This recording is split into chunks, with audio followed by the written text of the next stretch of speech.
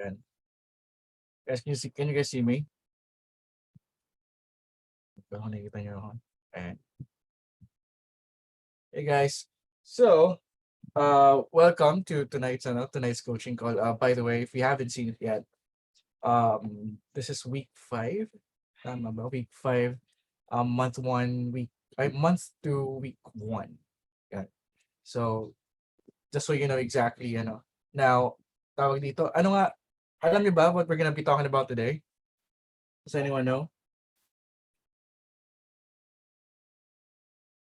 Ala, so nandito lang kayo, hindi niyo alam kung ano pag-usapan natin?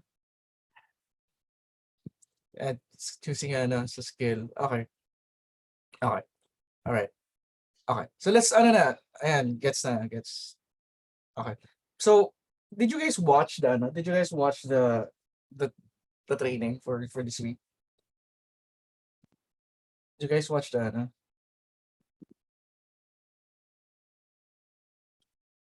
Wala. Yes, you did. Sinong hindi nanood? Sino hindi nanood? Yun na lang, sinong hindi nanood? Ayan, si Ruth. Bakit hindi? Bakit? Why? Ayan. Simulan pero tapos. Okay lang. You still have time to finish it. But anyway, yun nga. So mabalik tayo. Simulan na agad simulan na agad natin. Sabi ni Edward, mas magaling kang mag-explain. Hindi ba ikaw rin yan? Ako to si Edward, lolo ko ako nito. Hindi, ito na lang. Guys, don't assume na yung training that we were asking you to watch is gonna be the same training na we're gonna be doing the same coaching call. Okay, so you might miss something na nandoon na hindi natin mapapag-usapan yan.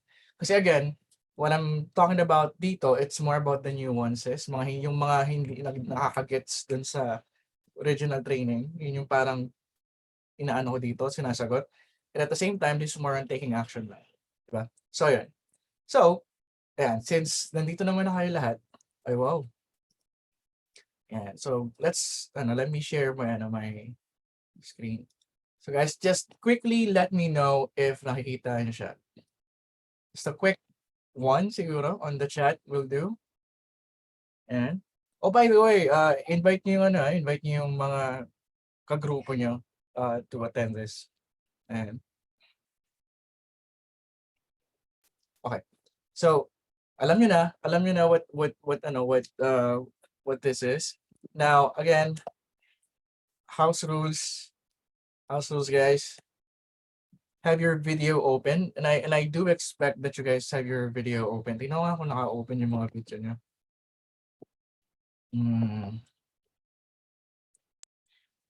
And sarap ng kain ni Marian. Penge. Pero yung napansin ko agad eh.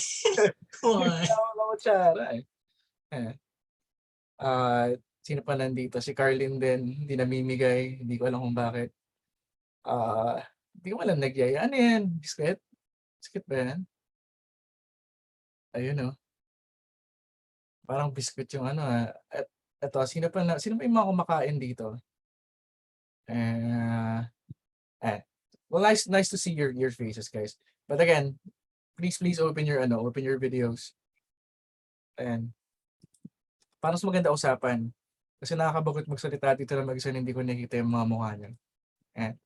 Okay, so again, have your video open. Second, participate. Pangatlo, take action, syempre. This is not just a purely lessons, but you're gonna have to take action. And then lastly, ask questions after you take action. Kasi the questions that you have prior to taking action is gonna be totally different. Okay? So yan. Now, share ko back to sharing my screen. And so ito yung house rules natin. Now, schedule is every Wednesday, 7 p.m. Okay, so if I were you, tandaan nyo na tong araw na to moving forward.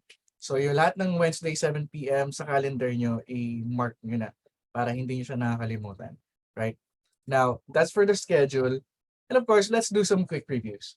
Okay? Let's do some quick review. Tatawag ako dito ng nilalang. Wala. Di pa nga tumatawag, nagtatago na. May Si Ana. Ito si Ana Pansipani. Yan, si Ana.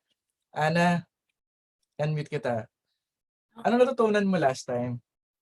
Last time, yung naging clear sa akin yung sa market, yung pagre-research. Kasi hindi ko na-follow yung sa Notion eh. So, nung Okay. nag-start ako doon, mas naging clear kasi meron ng, pwede kang isulat, di ba?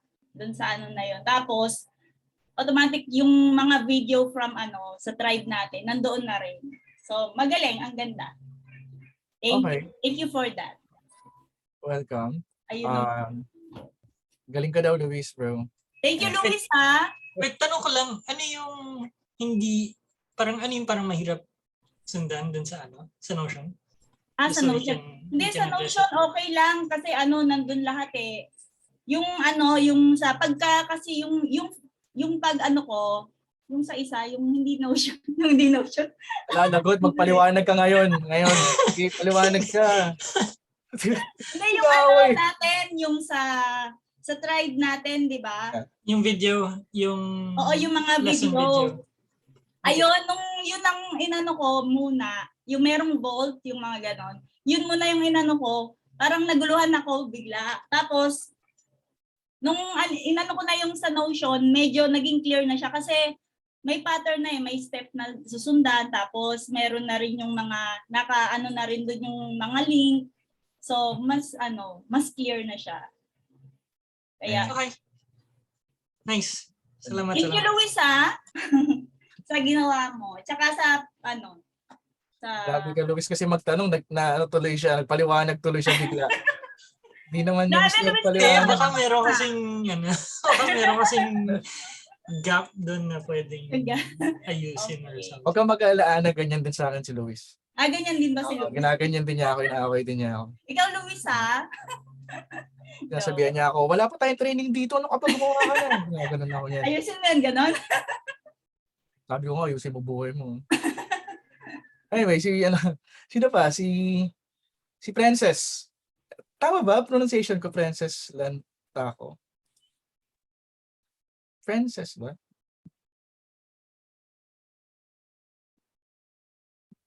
Hindi ko na, walang sound. Pero na-unmute na kita. Naku, wala. Ayoko siyang tawagin Princess kanina kasi parang feeling ko niloloko ko yung pangalan niya. Yan po, may boses na po. Ayan. Okay. Natutunan ko from the last meet, mas nalaman ko yung different level of awareness ng market. And pangalawa yung nawala ulit siya. Nawala ulit yung mo. Nawala. Sige, tawagin ka lang ulit mamaya. Pag naayos na. Ayan. Okay. Sige, last one. Hanapin natin yung mga nagtatago. Ito si Claire. Gusto mo marinig boss ni Claire. Claire, anong natunan mo last time? Hello po.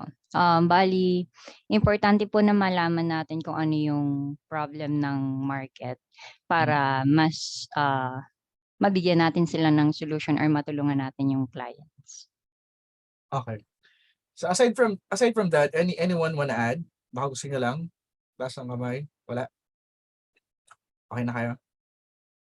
No, but I just wanna know kung clear na ba sa inyo from the finding your market to finding your market, kasi by now you've probably already chosen your market. You've figured out if they're easily found and accessible. Tapos you've probably already done a bit of research on what their problems are. Okay, so by now yun na yung mga nagawa nyo. Kung nakakatin kayo ng first call and then ng second call. Now, next step. So let me share back my slides. And so next step really is to figure out which service or skills would you use to solve yung problema na nahanap mo. Okay, again, the next step is to figure out which service or skills would you use to solve the problems that you found on the last call. Now, we're probably asking, bakit ano to? Why is this gonna be important for you guys? Well, the reason why this is important is number one talaga, tawag dito, it's about, one word fulfillment. Kumbaga, by doing this, it changes what doing freelancing feels like. And I know some of you may not be able to realize this yet now, but it's easy kasi to provide and it's easy kasi to do work. It's easy to do some, alam mo yun, like, gumawa ka lang ng website and that's it. It's easy to do that. Okay, but fulfillment, that's a different matter. Yung feeling mo na yung ginagawa mo, you're being fulfilled by it kasi feeling mo nakakatulong ka, that's a different thing. Kumbaga, one of the reasons why most people don't have any motivation at all, kasi most of them don't even know why they're doing what they're doing. Parang wala lang, nag-work lang siya, and then may pera, and then that's it. And sometimes, when you have that money na, it sometimes could feel empty. It could feel really empty doing that. So what we want is for you to be able to find the problem, be able to solve it so that you'd feel fulfillment in doing that particular task. Knowing that you're solving an actual problem, it's a different kind of feeling altogether than just doing a task or a job. Now, before we go all deep into this, let me first introduce to you a concept that most freelancers are clueless of. And if you've done stage 0, malamang alam nyo na to. Tama, di ba? Alam nyo na yan, di ba? Like, you've done stage 0, malamang kasi hindi alam nyo na yan. Ngayon, sino dito yung hindi nakakaalam what revenue line is? Sino hindi? Huwag mahiya, syempre. Si Joshua. Tampaling kita, Joshua eh. Sino yung hindi Palan Jo. Ayan. Si Kat, saka si Reza. Now, since alam nyo, can anyone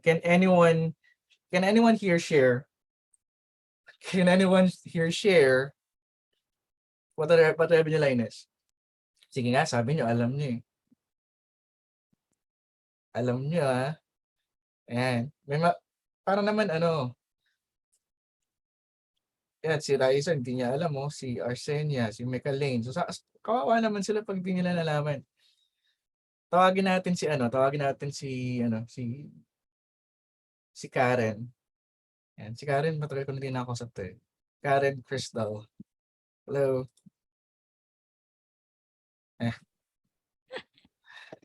Wow, bakit ako? Joke. Hello po. Hello Hello. po, JTL.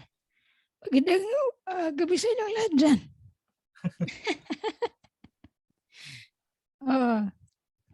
Sagutin ko na ba? Yeah, sige, para malaman nila. Naks, nayan naman ako. Review ko muna notes ko. Like, it doesn't really have to be, like, kung ano yung revenue line sa pagkakaintindi mo, that's gonna be it. Sige. Revenue line. Ayan. May linya. Linya. Straight line. Okay. Sa linya na yan, may at least tatlong punto. Tapos, yung tatlong punto na yun, pag na-position mo yung sarili mo doon, sigurado, may value sa kliyente mo yung ginagawa mo. Okay. Yung tatlong punto, isa dyan, yung leads. Kung makapagbibigay ka sa kanya ng leads, may direct impact yun sa kanyang revenue. Ayun. Yung pangalawang punto, yung conversion. Kung makapagbigay ka sa kanya ng conversion, isa din yun sa makakadagdag sa kanyang revenue. Pangatlo, retention. Pag na-retain mo yung kanyang mga customer, dagdag revenue ulit. Dagdag puntos sa kanyang business. O, diba?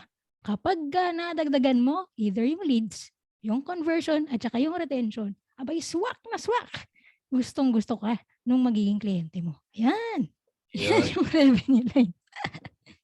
Iha, napakagaling mo, Iha. Maraming salamat.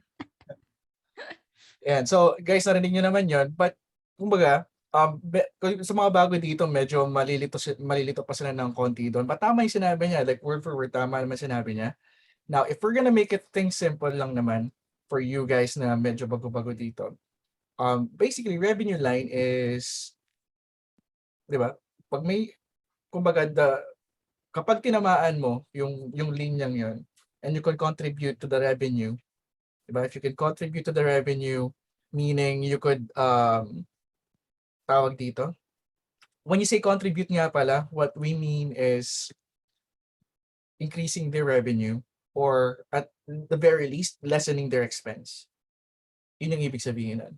So, contributing to the revenue, meaning increasing the revenue or lowering their expense. Now, yung sinabi ni Chris ni Karen kanina, yung leads, ano tawag dito, yung leads conversion, retention, when your service is within that space, there's a very good chance that it would contribute to the revenue. Okay, kaya siya tinawag na revenue line. Okay, so yun lang naman yun. For now, you don't have to think about, kumbaga kung hindi mo pa siya alam ngayon, go back to stage 0, aralin mo siya, like what revenue line really is. Okay? Hindi mo naman siya kailangang aralin ngayon. I just want to touch on this kasi mamaya it's gonna be more helpful for you guys if alam nyo tong concept na to. Okay? Again, when we say contribute, you increase someone's revenue or lessen their expense. For example, here's a good example of that. Yan. Here are just some examples. More leads ba? Do you give them more calls? Do you give them more inquiries? Do you give them more followers, more likes, more bookings? Less cancellations, more enrollees, more patients. Ayan, ang dami example. Okay, ang dami example of things you can give a business that would contribute to their revenue. Like for example, ang dami dito, mga bookkeepers, lagi sinasabi, yung bookkeeping daw, wala naman sa revenue line.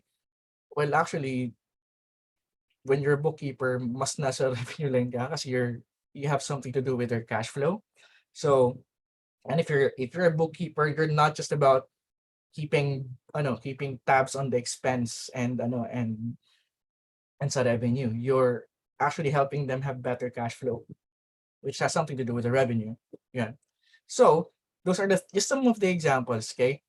Again, anytime that you can directly or indirectly increase a business revenue or lessen their expense, then you're gonna be in a position to get paid more and be more in demand. Okay, again, this is just a quick review on the revenue line and I want to make it tawag dito clear para lang mamaya pagpunta natin on a different topic, walang nalilito.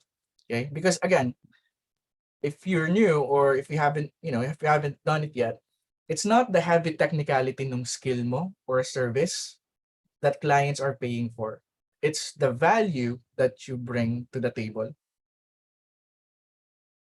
Okay, again, it's not the technicality. Kasi iba, ano bang skill yung mahirap para malaki ang bayad? Hindi ganun yun.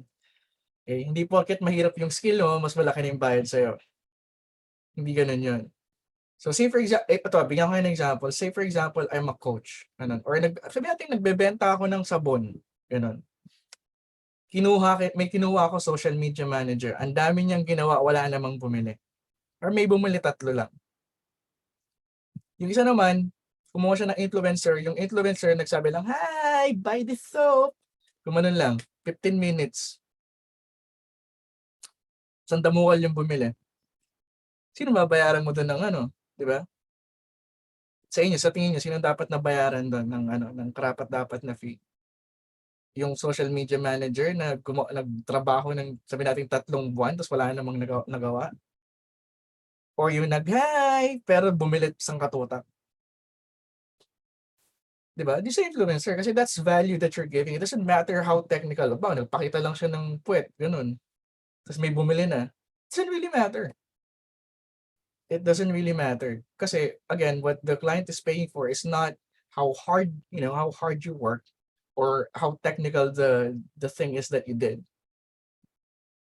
Okay? I hope that's clear kasi yung iba dito, they go into freelancing and they ask, ano kayang skill yung ano, yung ano kayang skill yung mahal eh. Wala namang skill na mahal or skill na babayaran ng premium agad. Kasi again, it depends on the value that you give your client. Yun. Okay? So before we could do that, syempre, last time we identified our market and then next we identified yung problems. Diba? Now, if ang gagawin natin ngayong araw na to, okay, is we're gonna identify how the top problems in our market connect to the revenue line. Okay, you're gonna identify how the top problems na hinanap nyo last time in your market are gonna connect to the revenue line. Okay, so let me just give you an example dito. So, say for example, clinics, yung target market na pinili ko is clinics. Halimbawa lang naman, industry yung pinili ko, clinic yung gusto ko. Now, when I go to Google, or I went to Google, and I found out yung mga challenge nung ito yung mga nakalagay. Ang mga clinics, may problem sila about attracting and retaining patients. They have a problem in reducing the number of missed appointments. They have a problem with physician attendance rate. By the way, itong attracting and retaining patients, malaking problema to. Ito, malaking problema din. Yung physician attendance rate, do you guys know what this is? Physician attendance rate? Does anyone know? Si Edward, sabi ni Edward, alam daw niya. Like, Edward bro, can you let us know yung physician attendance rate? Minsan kasi chief, hindi uma-attend yung nakaschedule na physician. Ganon. Okay. So kahit na may mga may mga patients na customers na available, ma-refer sila sa ibang clinics na. Okay. Dahil hindi umattend yung physician na yun. Okay. I think that's a different attendance rate, bro. That's literally employee attendance or pero thank you for sharing that. Ang physician attendance rate, literally it's patient to kumbaga refers to the ratio of the number of times the patient consults their physician. Kasi sa US, uso kasi yung family physicians. So, kumbaga, the easier it is for the patient to actually access their family physician, and the more satisfied they are with the service, the higher the average attendance rate will be. Meaning, mas marami palaging pupunta, kapag lagi nilang nakaka-connect yung attending physician nila. Yun yung physician attendance rate na especially in the US, sa mga clinic sa US. Okay? Now, next, cash flow problems.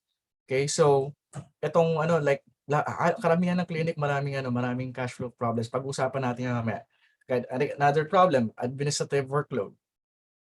And lastly, hiring and staffing. Like ito, pa lang to, like mga nahanap ko lang. Ito yung mga paulit-ulit na themes na problem ng mga ng mga tawag dito, ng mga clinics. Okay? So this is just a surface problem that I've gotten. Okay? Now, okay? Ito na. So, di ba naglista ba kayo ng mga problema ng market niyo last time? Di ba yun yung assignment last time? Lista yung top 3 ba? Top 3 problems na nahanap niyo? Have you were able to do that? Yan, sabi ni Hazel, yes. Si Marlo, yes. So, dalawa lang? Ana, yes. Si Vera. Okay. Sige. So, eto. So, once you have the problem, let me show you something. Yan. So, once you have the problems, ang tatanong mo sarili mo ngayon, how do those problems connect to their bottom line? Like for example, yung problema kanina na nakalista natin, how does that actually affect their revenue line? So, let me guys give you an example. Ito, attracting and retaining patients. So, kahit sabihin na nating retention pa lang, wala ning attracting, retention pa lang. From Google, I've found na increasing customer retention rates just by 5% can boost profits by as much as 85%. Di ba? Like, that simple research right there, it connects that problem to the revenue line. Ngayon, like, kung halimbawa lang, wala akong alam sa mga clinics and wala akong alam sa service na i-offer ko. Just by knowing this, and now I know exactly how I could talk with clients. Yan. Isipin mo, just 5% increase sa retention, 85% in profits. Ang laki nun. Okay? So let me give you for example, may attrition na 20%. Sabihin na natin on average, nakaka-receive yung clinic ng 1,000 patients in a year. So that's doable kasi sabihin natin 3 per day. So that's in every year nawawalan sila ng 200 patients. So assuming na again, i-assume lang natin na 1 patient is equals to 500 kasi actually mababa yan kasi sa US ang normal na physician visit usually 200 plus, mga ganun. And sabihin na natin on an average 4 times ka pupunta sa clinic, literally abot ka ng 1,000 mahigit, $1,000. But let's just say $500, lifetime value na yon. Wala pang isang taon, like lifetime, one patient, 500. So assuming that's the case, then literally, that clinic is losing $100,000 in revenue.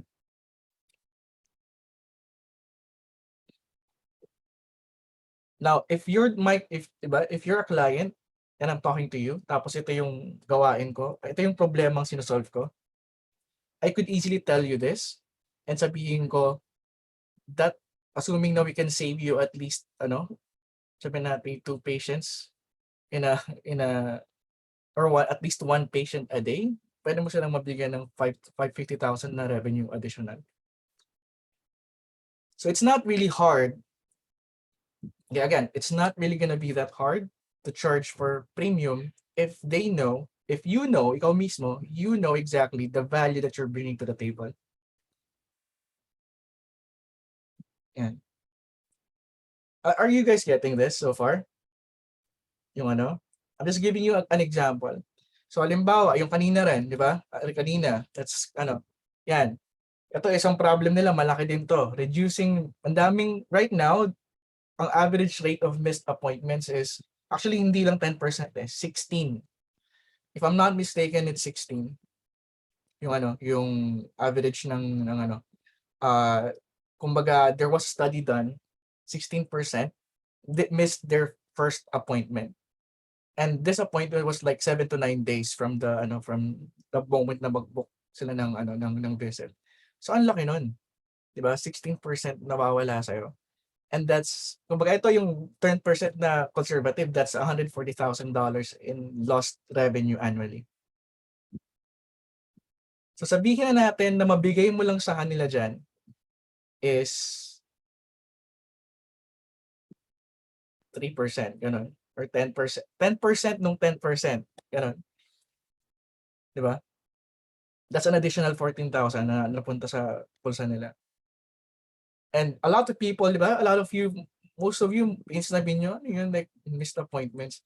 But yun nga yung yun nga yung dun eh. That's the beauty about focusing on the problem first and finding out, okay, gaano ba yung kalaki yung impact nito sa business nung gusto kong maging target market. Di ba? So that's, 140. Laki yan. Yan. Okay. Yan. Ay, nangyari. Yan. Ito naman, cash flow problems. Okay, so cash flow problems, kadalasan for clinics, yung mga billing errors kasi may mga insurance. Tapos maraming late payment. And the usual problem is yung billing errors and the late payment, they accumulate. So ngayon, karamihan ng clinics, puro utang.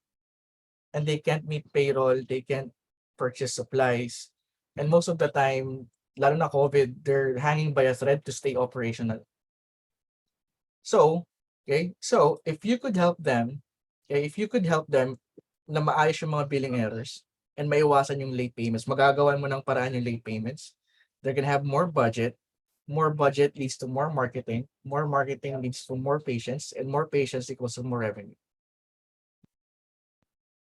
Okay, so even something as like cash flow problems, talagang kakabit talaga siya sa revenue.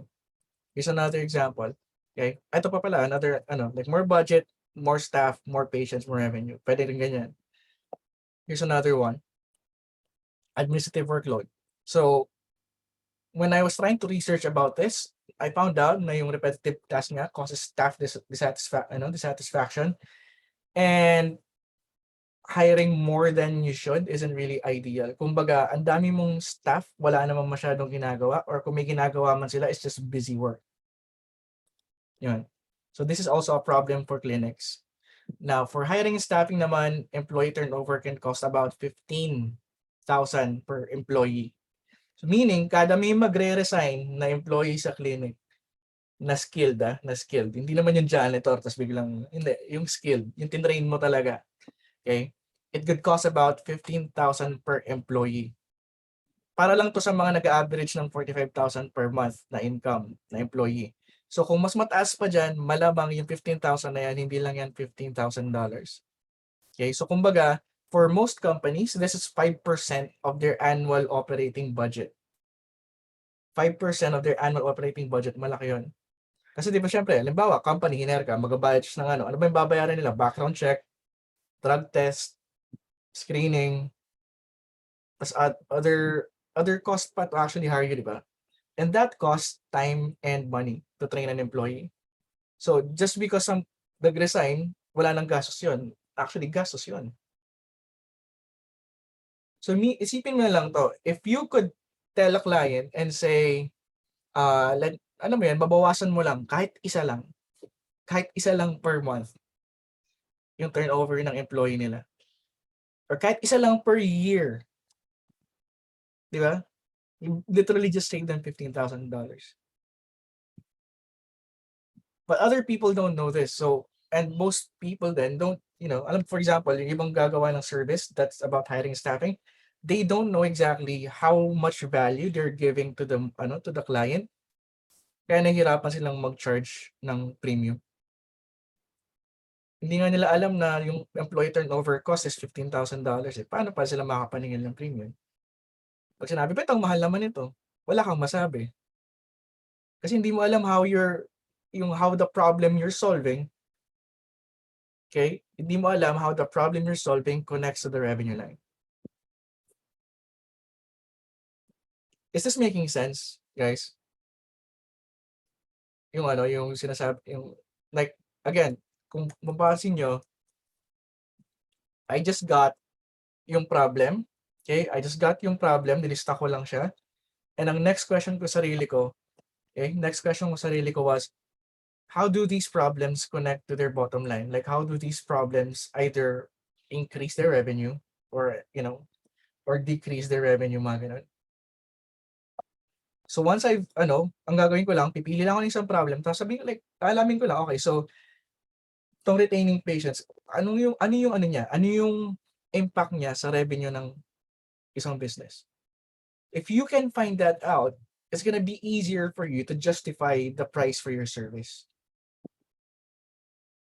Kasi now you know exactly how valuable your service is. Hindi ka na, alam mo yun, shit, baka hindi niya tanggapin. But like, may confidence ka na mag-charge kung magkano man charge mo kasi alam mo exactly how much value you're giving to the table. Is it clear ba? Clear na? May tanong. Sure kayo walang magtatanong?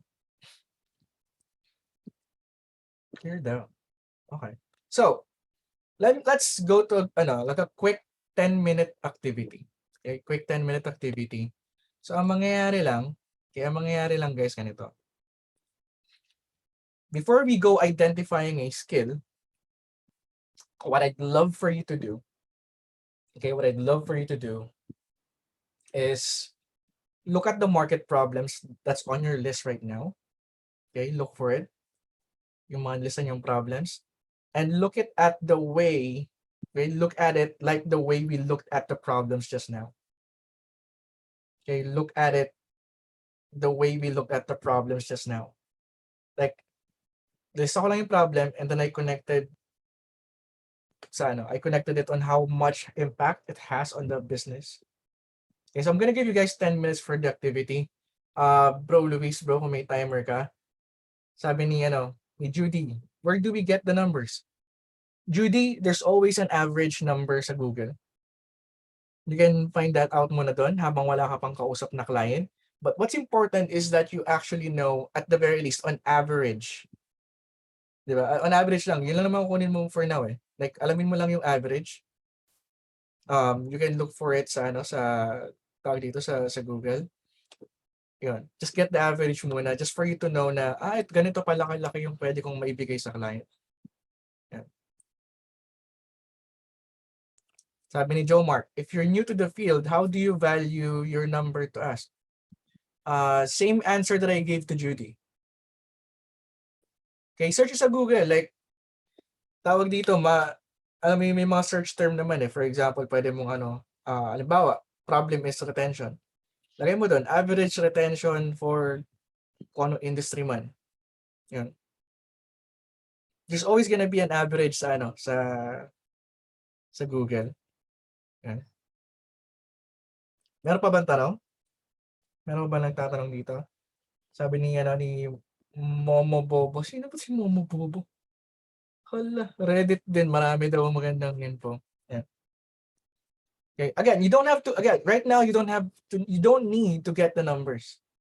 You just need to know how much impact you're giving your client. Yeah. May timer na, bro. Luis, bro. Yep. Actually, kanina pa. Mga 7:45 will end or start ba ulit na? Yeah. Okay. Siguro 7:45 kaya na. Okay, so do that muna, guys. Like, try to look at the problems that your market has right now and then figure out how does it connect to their revenue. Kapag na-solve mo ba yun, how does it increase the revenue? Pag na-solve mo ba yun, does it lessen their expense? It has to be clear in your head paano siya gumagana. Yeah. And then once you're done, syempre, may konting recitation tayo ng konti.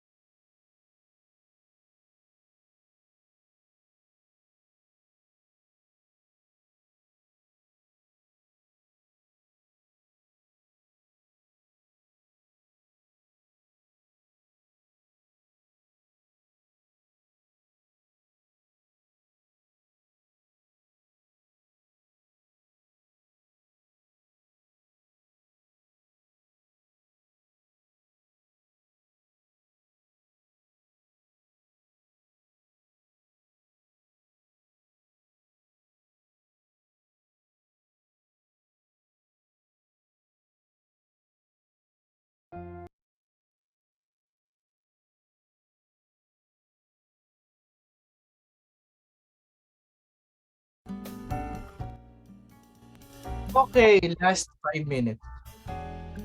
5 minutes pa ba? Yep.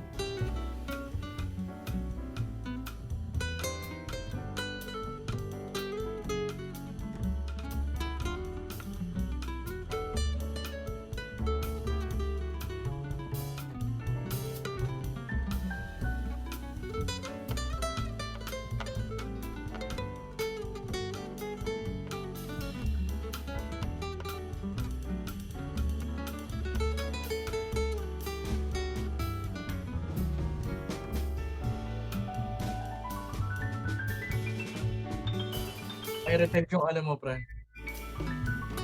Pirated yung DVD mo, chong. Kaya, Tumatalon ba? tumatalong, pre. Baka internet. So, okay naman.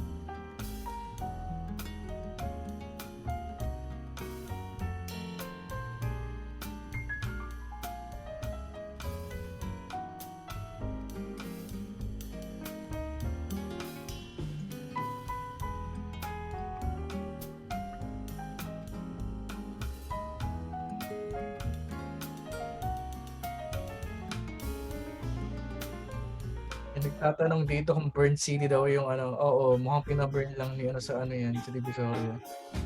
Natalon eh.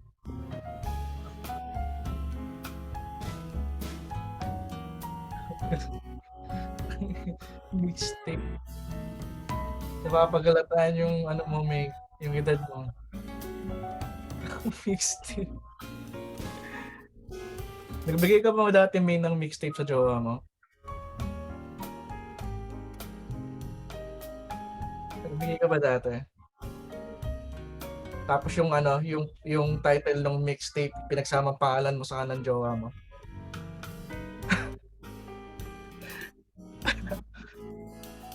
Iyo daw. Mukhang ginawa mo ah. Kaya...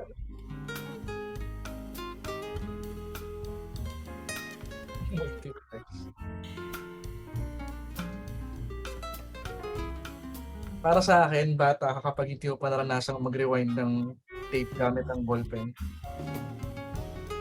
Yung bata ka pa nun.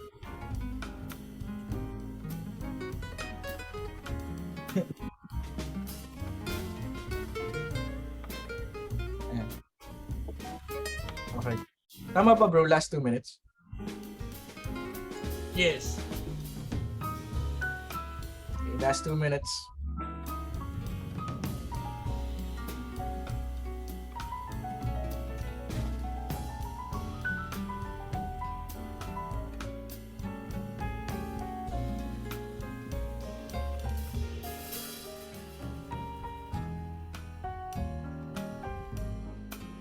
Sabi ni Roswell, ballpen pala ginagamit nung kala ko daliri. Ang lit ng daliri mo. Nagkasya yun dun.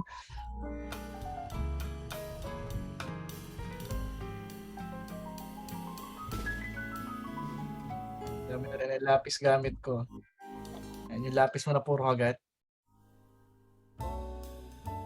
Kumakain ka ba dati ng eraser? Mga klase ko dati kumakain ng eraser eh. Okay, 1 minute left. Ayan, hi baby! Marinig ako na sa ako sabi siya sa tawag kong baby. Ayan, hi baby! Ala, nag-webinar din yung ano yung dalawa.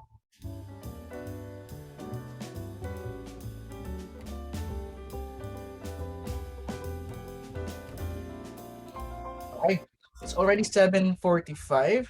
Okay, so ano tawag dito? Sabi na Belen, hair color reveal. Ash brown ba? Hindi ko alam eh. Ako pati anong mo ng kulay. Tanungin mo si Luis, parang yun yata yung pinakamahinang subject ko sa kulay pa talaga. Alam mo, artist ka, bro. Alam ko lang yung mga nasa paningin, yun lang. Pero pag sa mga kulay, dalawa lang ang ano ko ang ano tawag dito ng kulay ko. Either yung kulay tas yung light. Blue, saka light blue. Ano? Wala nang ibang ano.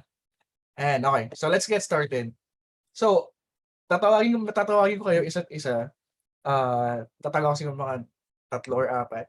So, kapag tinawag ko kayo, ang gagawin niyo lang, sabihin niyo lang kung ano yung problem kung ano yung market, ano yung problem, and then how it connects to the revenue line, like how it impacts the revenue. Okay? Teka. Si Gabi, shampoo reveal. Wala ako, hindi rin ko shampoo. At si Marian, busog na. Marian, ano yung market, problem, and then how it impacts revenue? Yung market na napili ko ay katulad ng example niyo pero mental health clinics. Mental health clinics, okay. Tapos ang problem nila is yung retention ng clients kasi parang 35% ay hindi nagtutuloy after ng one session. And, Laki. yeah, and 50% ay hindi na din tumutuloy after ng third session naman. Wow. Magkano isang session? Yung mga nakita ko, actually meron na akong nakausap dati na parang naka-DC ko na siya. Dahil may insurance, covered na insurance, almost 10,000 per session kasi covered na insurance. 10,000 pesos. Yeah, 10,000 pesos. Mga That's US $200 na. per session. Mm. Ayun. And what's the average customer value? Like, what's the average customer value? Meaning, ilang visits usually ang average na isang client? Sa kanila is weekly yung session. Once a week. So, mga 3 months. 3 months yung session. 12, okay. So, on average, okay, ito lang, just to give a bit of, so sabihin natin, 12 sessions times 200. That's $2,400. So, every time na may mawawalang patient, hindi na magtutuloy, that's $2,000, $2,400 na nawawala sa kanila. So, you can literally go to a client and say na, price mo is $2,000. On your proposal, you could say, isang client lang na ma-retain natin, ROI ka na. Okay. Di ba? 2,400 yung average na isang client eh. Are you guys getting this? Yung like, para alam mo mismo kapag ikaw nakipag-usap, yung value ng service na binibigay mo. Okay, kasi dahil pa rin nalilito dito. So, I just wanna make it really, really clear. Okay? Again. So do you guys, I hope na you now see the reason why we start with the problems and not with the skill. Kasi you can literally use any skill eh. Retention yung problema. You can use anything in your arsenal to retain. Wala namang limit dun eh. Yan. Pag-usapan natin yan mamaya. But yeah, thank you. And busog ka na. Yeah, champorado. Thank you po. Yeah, welcome. Yan, salamat sa pagsagot. Ayan, si Jel. Ito kanina pa to si Jel patawa-tawa eh. Hindi ko alam kung anong problema nito sa akin eh. Jel. Chief. Yan. Actually, ang market ko is real estate. So, for today, ang ginawa ko, inalam ko kung ang main problem is yung agents nila is not able to keep up with technology. So, may Jurassic pa din.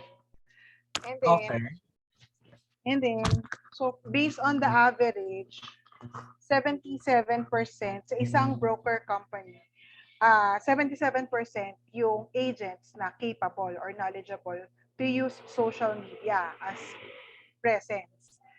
Parang marketing tool nila. Okay. So the problem is, just making sure that I'm getting it. The problem is, yung hindi sila nakasabay sa technology, but the underlying problem doon, sa problem na yon, it's like kailangan nilang makasabay sa technology or social media for them to get clients. Tama ba? Yes. Okay. Yun. So, nung trinay ko siyang i-break down, yung assuming, example, 100 na agents in a broker company. So, kung 23% sa kanila is hindi knowledgeable sa technology, so 23 agents yon. And then from these 23 agents, ang average agent kasi na nakakabenta in a year is at least 12 homes. So they're missing out. Parang hindi pa ako natapos, Chief, mag-compute. Hindi, okay lang, okay lang. So Yeah, yun, just- parang 23 times 12 homes, yun yung loss nila in a year. Parang tama ba? 23 times 12 homes. Kasi average ng isang agent is 12 homes in a year. Yes. Okay. So yeah, pwede yun. That kind of makes sense. Okay, pero kumbaga, I suggest ko lang, i-word mo siya in a way na, like not being able to use technology kasi isn't really a huge problem. But not having a social media presence, not being able to use it, not being able to exploit yung social media presence, now that's a problem. Kumbaga, imbes na marami pang layers like technology just to know social media so they can get a client, medyo mahaba yung talon. But if you start with yung social media presence so you can get more clients, mas madaling i-explain.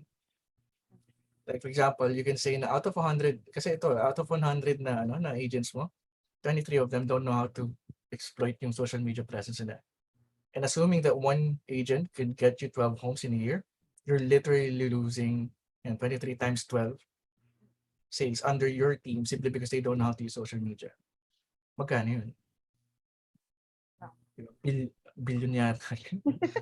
Diba? And then mag-charge ka lang ng 20,000. Like hindi ba hindi na ngayon hindi na mabigat yung kapalit ng hinihingi mo. Diba? Yeah. I hope while we're doing this, things are getting clearer for you guys. Okay?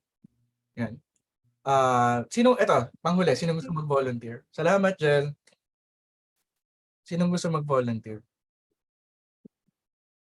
Dali, para ma-review rin natin. Sayang. Ayan, si Vera. Hi, Vera. Ngiting-ngiti ah. Hi po! Nanalo ako! Charing! Malaki lang po lang ngumiti. Ayan. Ang target market ko po ay SaaS companies. Tapos, ang na-research ko po, ang sabing sa Google, churn rate is about 3 to 8%. So, conservative, kunyari 3%. Tapos, ang average cost ng subscription ng personal account lang muna, $6 per account. Tapos, ang average number of customers nila in a year ay 35,000. So, nung kinompute ko po, yung 3% in a year, that's about 1,050 customers. They're losing $6,300 a year minimum. Tama po ba? Yeah. Tama. Tapos Tama. kung 8% naman po, 2,800 customers, that's about $16,800. $16,800 a year yung nawawala po sa kanila. Pero paano ko po ipoposition yun? Kasi kanina na-gets ko po yung like one customer lang yung i-retain mo, magpa-ROI na sila. Pero ito nung kinompute ko siya, parang hindi pwedeng isang customer lang i-retain ko. Mababa yung Now, ito kasi yung dun like, yung parang trick doon is kapag yung client is yung average total customer lifetime value. Yun yung kukunin mo. Now, usually, kapag yun yung kinuha mo malaki, pag hindi siya malaki, instead of relying on doon, mag-rely ka sa percentage.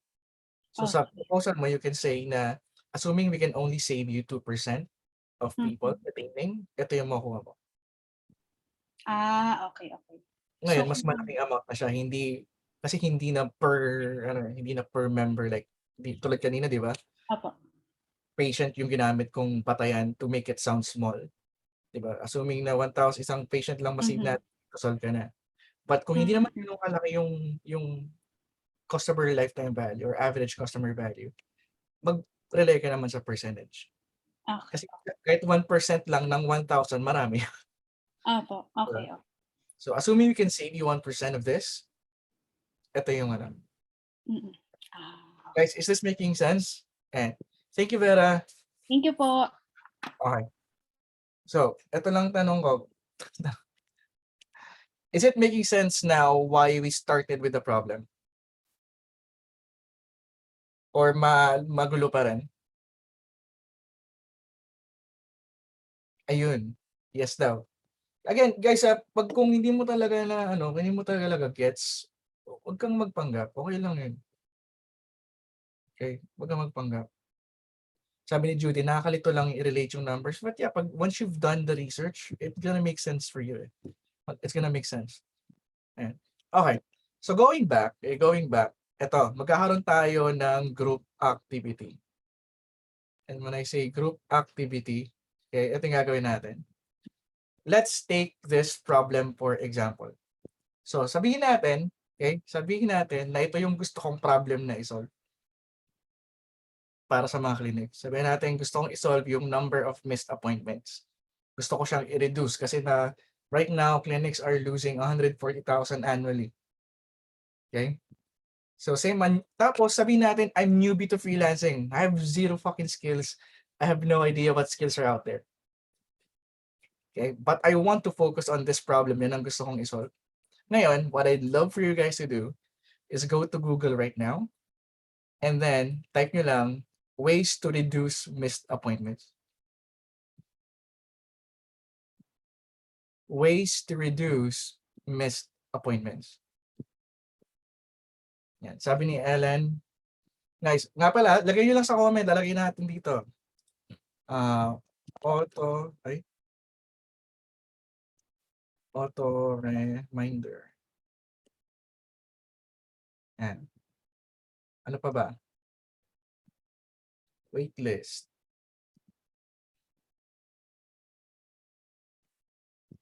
You can go to Google right now kung wala kang alam. Waitlist. And ano pa ba? Just keep it coming, guys.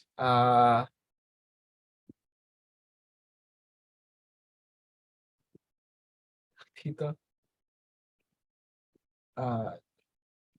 Automatic. Meron ng reminders eh. So, iba naman. May auto May reminder. nakita ako prepaid. Ha? Prepaid appointment. Parang Prepaid bayad na. appointments. Yan. Ano pa?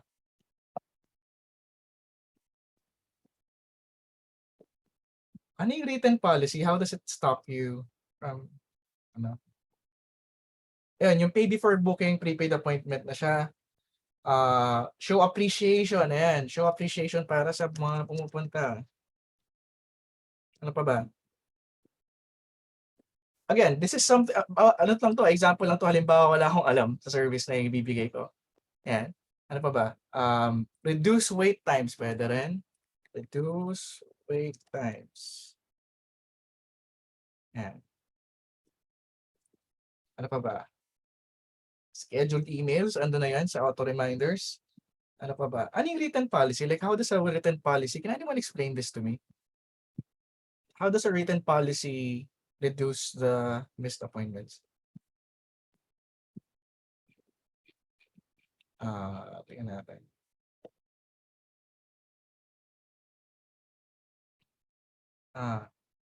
Charge if you cancel, pwede rin. Gift for early bird, may ganun talaga. Gift for early bird. Early. In fairness, wala pa ako napuntahan na may na hospital na clinic na ganito. Sana meron.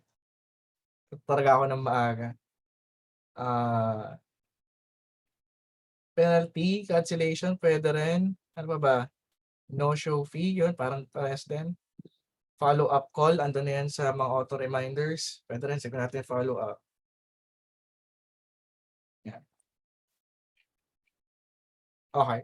So, ito na lang guys ang tatanong ko sa inyo. So, I'm gonna stop sharing for a bit. Yeah. Ang dami niyong nilagay, ha? In fairness. Itong tanong ko sa inyo, mahirap ba? Nahirapan ba kayo to find solutions to that particular problem? Hindi, di ba? Sinong nahirapan maghanap ng ng solusyon na sa problema? Ayan. Ayan. Salamat Google talaga, sabi ni Shelvin. Salamat Google. Yeah. Ayan. So, I did some research kanina. Again, it didn't take me a long while to actually find these. But basically, when I was trying to find ways to solve this, ito yung mga nakita ko kanina.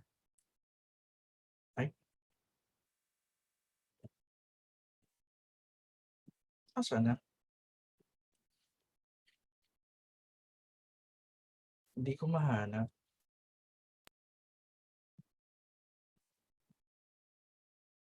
Wait lang guys ah. Google mo na lang ulit. Hanap mo. Ah,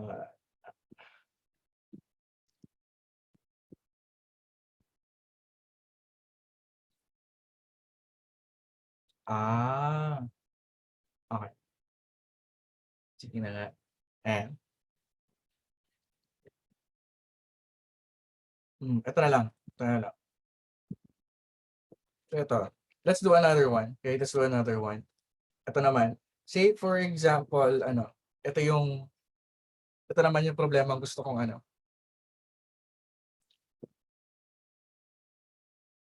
yan. Like, how would you find out? Sabihin natin retaining lang. Retaining patients para mas mabilis. Yan. Retaining patients. What are your suggestions in order to retain patients? Discount, next visit. Pwede. Galing. Loyalty program, Steve. Now, for those who are trying to figure out, parang, shit, hindi wala akong alam sa ganyan, punta ka lang sa Google. How to retain patients for clinic, ganun. Type mo lang yan. Newsletters, pwede, pwede. Yan. Ano pa? Keep in contact. Well, parang newsletter na rin yan. But yeah, so natin follow up na lang.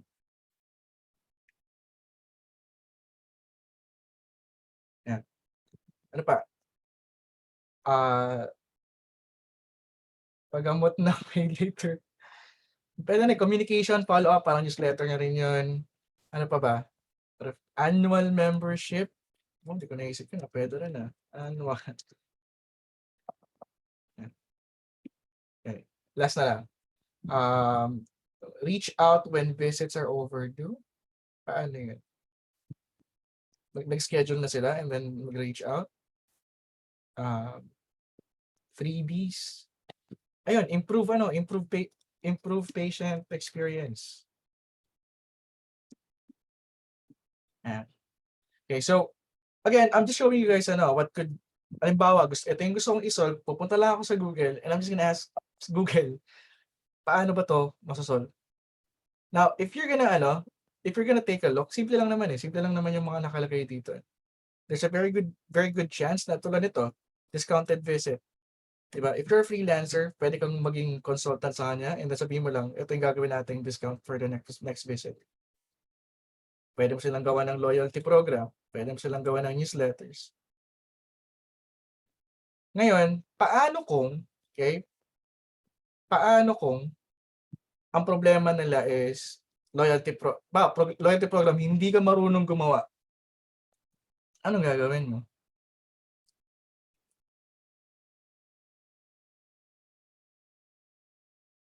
Google mo ulit. How to do loyalty programs for clinics. It's a very good chance malalaman mo kung paano mag loyalty program for clinics. Pagawa sa iba, pwede rin naman. Di ba? Pero yun nga you don't need to have a specific skill. Kasi wala ka namang mahanap na course na how to do loyalty programs. May course ba na ganun? Wala naman, di ba? Wala rin namang how to follow up on clinic patients. Wala naman yung course na ganun. So, again, I'm just showing you how simple it is really. Hindi naman, you don't need to have a complicated skill to actually help someone. Kasi gawin mo lang to para sa kanya, there's a very good chance na yung retention rate nila tataas. Yan. Now, eto.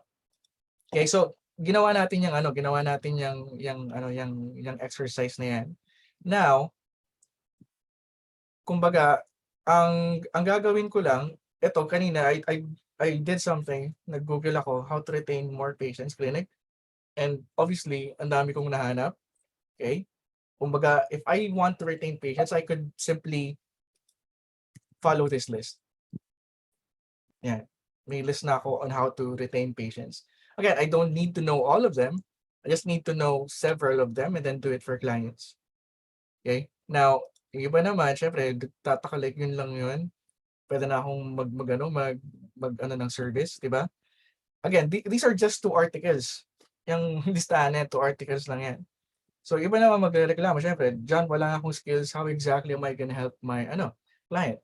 Now, actually, you don't, ito lang yun eh. You don't need to have the skills. You don't have to. In fact, sometimes guys, it is to your advantage that you don't have a skill. Okay?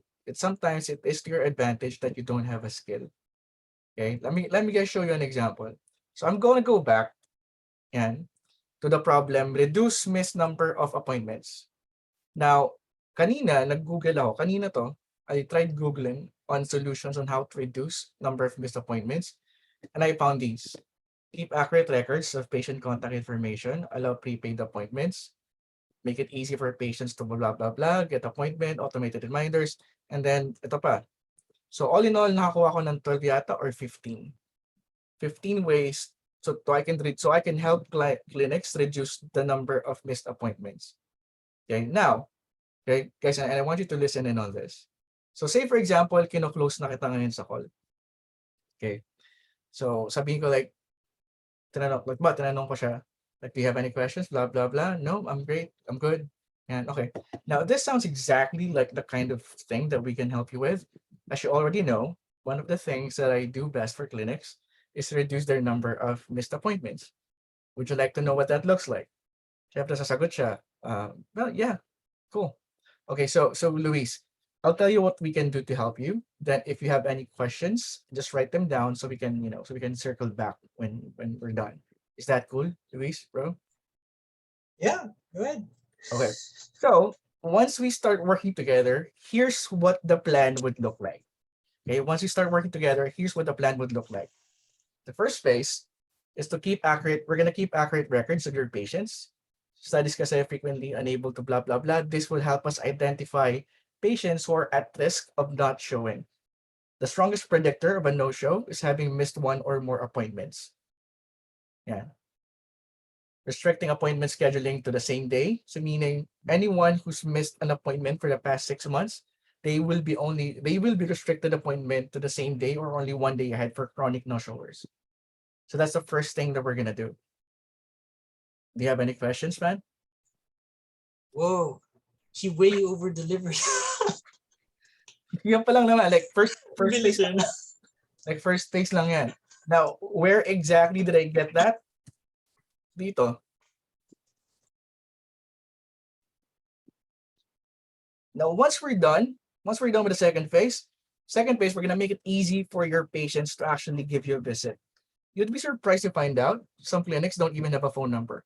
So we'll try to curb the long phone wait times. We'll have our address and contact info displayed prominently on your website and even make the process of booking a visit easier and wait-free possible. Is that cool? Does that sound something that you'd want?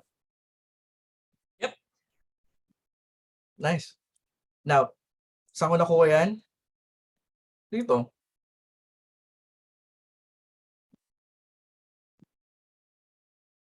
Now let's go to the third phase, right? So the third phase, once we're done, at this time, our goal is to be able to set up reminders and follow-up systems.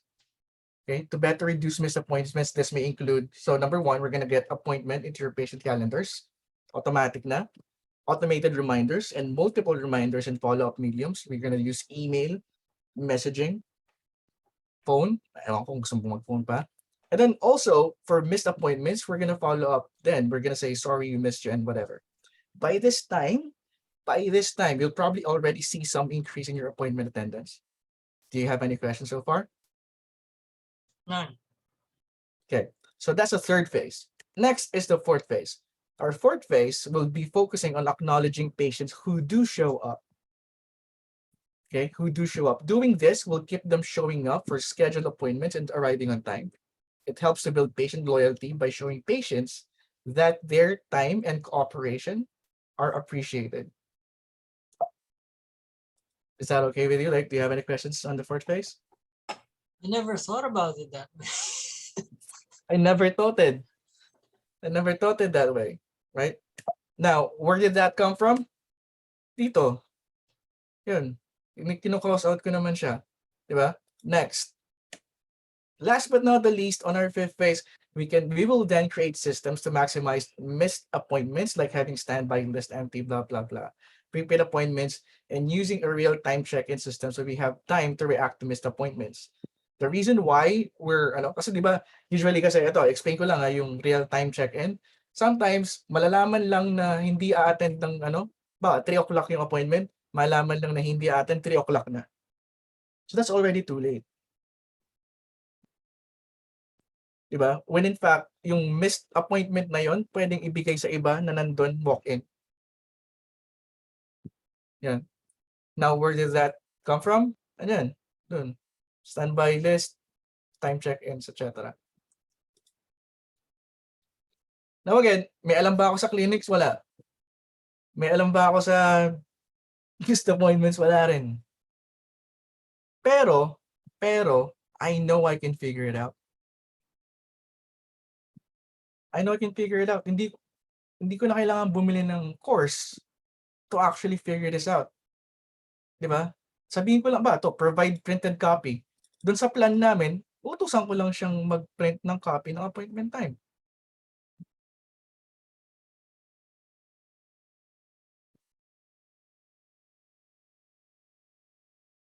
Sabi ni Angelica, sana lahat ng clients kanyang kadali kausap. Yeah. Yun ang kailangan mong yun ang kailangan mong maayos. Like and believe it or not, Angelica, halos lahat ng client, when you explain it that way, madaling kausap. The only time na hindi sila madaling kausap is kapag binibigyan mo sila ng mga jargon. Litong-lito na sila. Wait. What did you say? Gano'n na sila, gagano na sila. Pero kung simple lang yung words mo, hindi naman hindi nang mamaliit, hindi rin naman nagmamayabang. Simple lang, like, yung, di ba? Yun lang yun. Hindi sila, hindi naman sila mahirap kausap. Yan. Okay? Yan. Okay. Now, do you guys see where I'm going with this? Tingnan natin. Kasi yung iba malamang nalilito. Like, saan galing yung mga skills na yan? Wala nga akong skills eh. Nakita ko lang yon. And for example, tawag dito, use multiple reminder methods. Google ko lang how to remind patients. Yun, like, ano yung mga pwede kong gamitin? Like, I don't need to take a course on that. Yeah. May questions ba so far? Paano ba lumipat? Yeah. Again, it doesn't have to be tawag ba dito? Usually kasi na tayo kasi we want to find the super duper churba skill. It doesn't have to be. Basta alamin mo lang, pili ka lang ng isang problema, find out kung gaano siya kabigat, then find out how to solve it. Yun lang naman yun eh. Once you have that, it's gonna be easy for you to give it to the client. Yan. Okay? Now, eto, let me ask you this. And I really do hope you see where I'm going with this. Okay? So, eto kasi yun eh. Yan. Now, alin ang mas matunog or alin sa inyo yung parang like for example, instead of saying I help clinics acquire more patients using Facebook ads, like alin sa inyo yung hindi nyo pa naririnig? Ito or ito?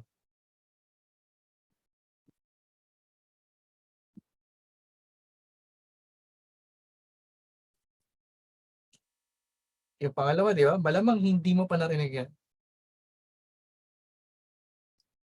And that's because wala namang kasing course na nagtuturo how to reduce missed appointments. So malamang sa hindi, konti lang talaga nandyan. And ang maganda nun, okay, the best part about this is malamang ikaw lang may alam kung paano kasi wala ka namang sinunod na framework, ikaw lang eh. Ikaw nag-research kung paano, ikaw yung, di ba? Malamang ikaw lang nandun. Ikaw lang yung ano nun. Now, di ba, usually I try to steer people away from moving into a market na wala namang talagang problem. But the fact that it's a problem talaga, di ba? It's a problem naman talaga. Kitang-kita naman eh. Ilang articles yung tingnan natin. Ganun at ganun eh. Ano nila, problem nila is retention eh. Problem is missed appointments. Di ba? So, if as long as you can solve a problem that really affects their revenue, okay, that really affects their revenue, solve ka na. Okay? Now, ito yung the best part about doing this. Okay, the best part about doing this is ito. Are you guys familiar with this?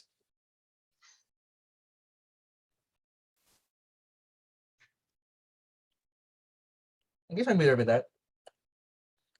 Yun, si Amalia kuha niya supply and demand. Law of supply and demand. Yan. Okay, the reason why I'm giving you this kasi di ba it has been said, di ba, sa law of supply and demand, if supply decreases and demand remains unchanged, it would lead to higher price and lower quantity. And kung gumawa ka ng alam mo yun, ikaw lang naman ewan ko di ko naman sinasabing first time na ako yung gumawa nito, but wala pa kasi ako nakikitang ganyan yung profile nila. I have clinics reduce missed appointments. Wala pa. So, kung meron man, di swerte niya. But, what I'm trying to say is, di ba? What I'm trying to say is that by being that, alam mo yun, yung ikaw mismo yung gumawa ng service mo. Hindi ka lang, Facebook ads lang. Hindi. Like, baka ikaw talaga gumawa. Wala kang newbie ka, you just got the service, yung mga skill na kailangan from Google, di ba? You're basically a category of one.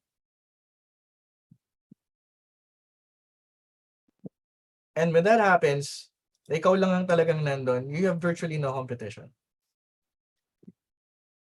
And if you have no competition, di ba? If you have no there's definitely competition, but sabihin natin, ikaw yung talagang doon, di ba? Like, literally, marami namang nagsasabi na na kaya nilang ng missed appointments, pero hindi lang nila sinasabi, then literally, you're the only one there. And when you're the only one there, di ba? When you're the only one there, you can now price based on the outcome. Kasi hindi ka na commodity. Di ba? Hindi ka naman commodity eh. So you can price based on the outcome. The only reason why, Facebook ads expert, nahihirapan kang mag-price kasi ngayon marami ng Facebook ad expert. It's becoming a commodity. And kung hindi ka magaling makipag-usap, like for example, most people outside the tribe hindi na marunong makipag-usap sa client. So lagi silang nabibili ng mura. Kasi it's commodity. Pero kung nag-iisa ka dun sa category na yon, di ba? Like for example, paano niyo sasabihin na ano ba yan? Ang mahal mo naman ng maningil. Meron ako nakausap kahapon, ganito rin yung service. Reduced missed appointments.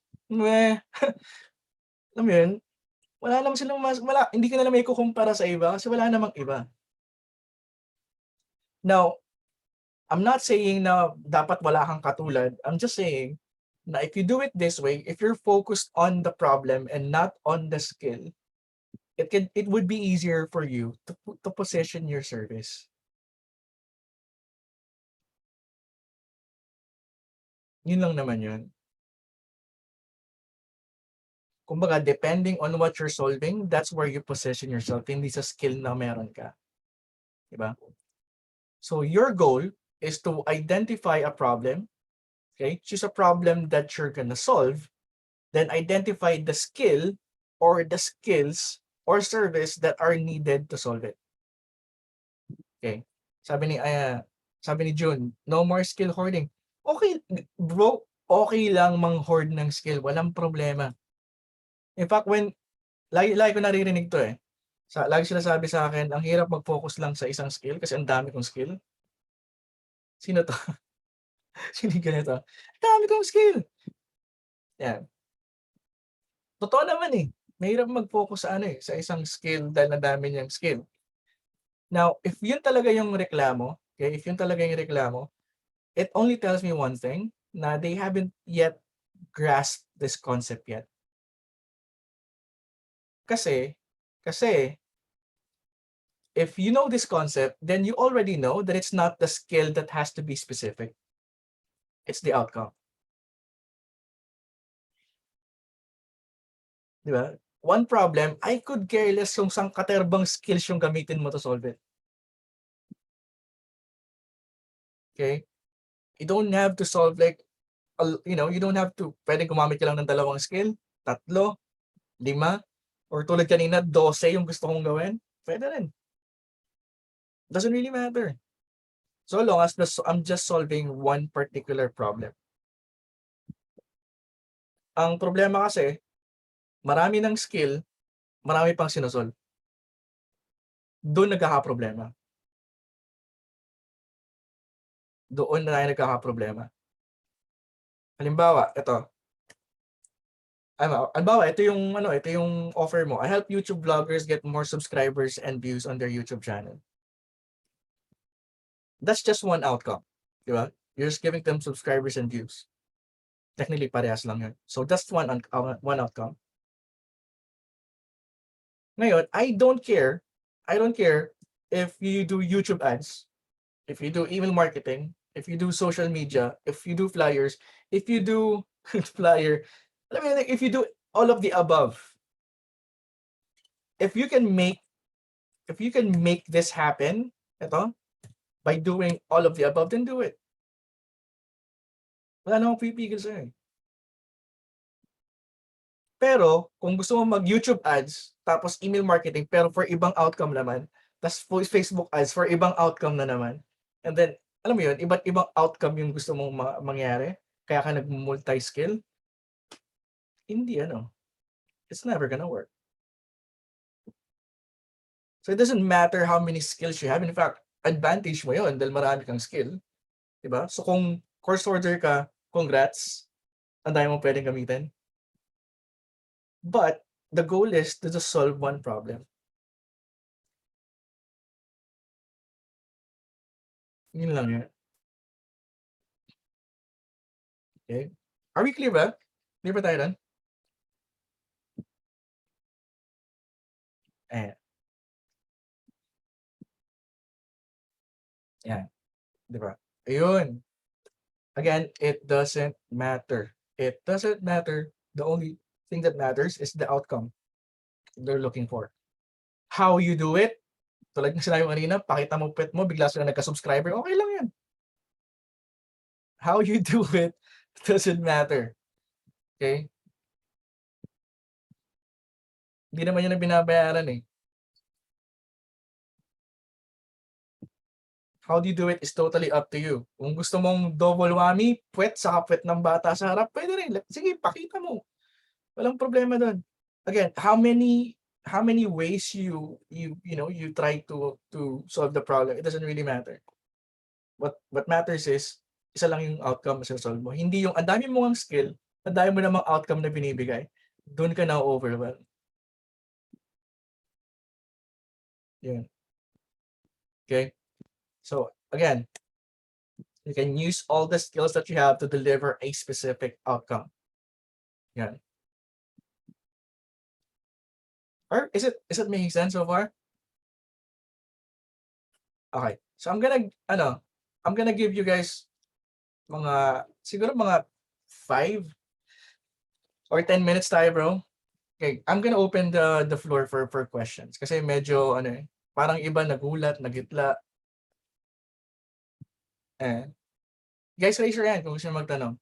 Sige lang. Mga 8:35 balik tayo. Doesn't matter kung may sagot ka na, gusto mo lang magkaroon ng clarity ulit, saglit, yun, pwede rin.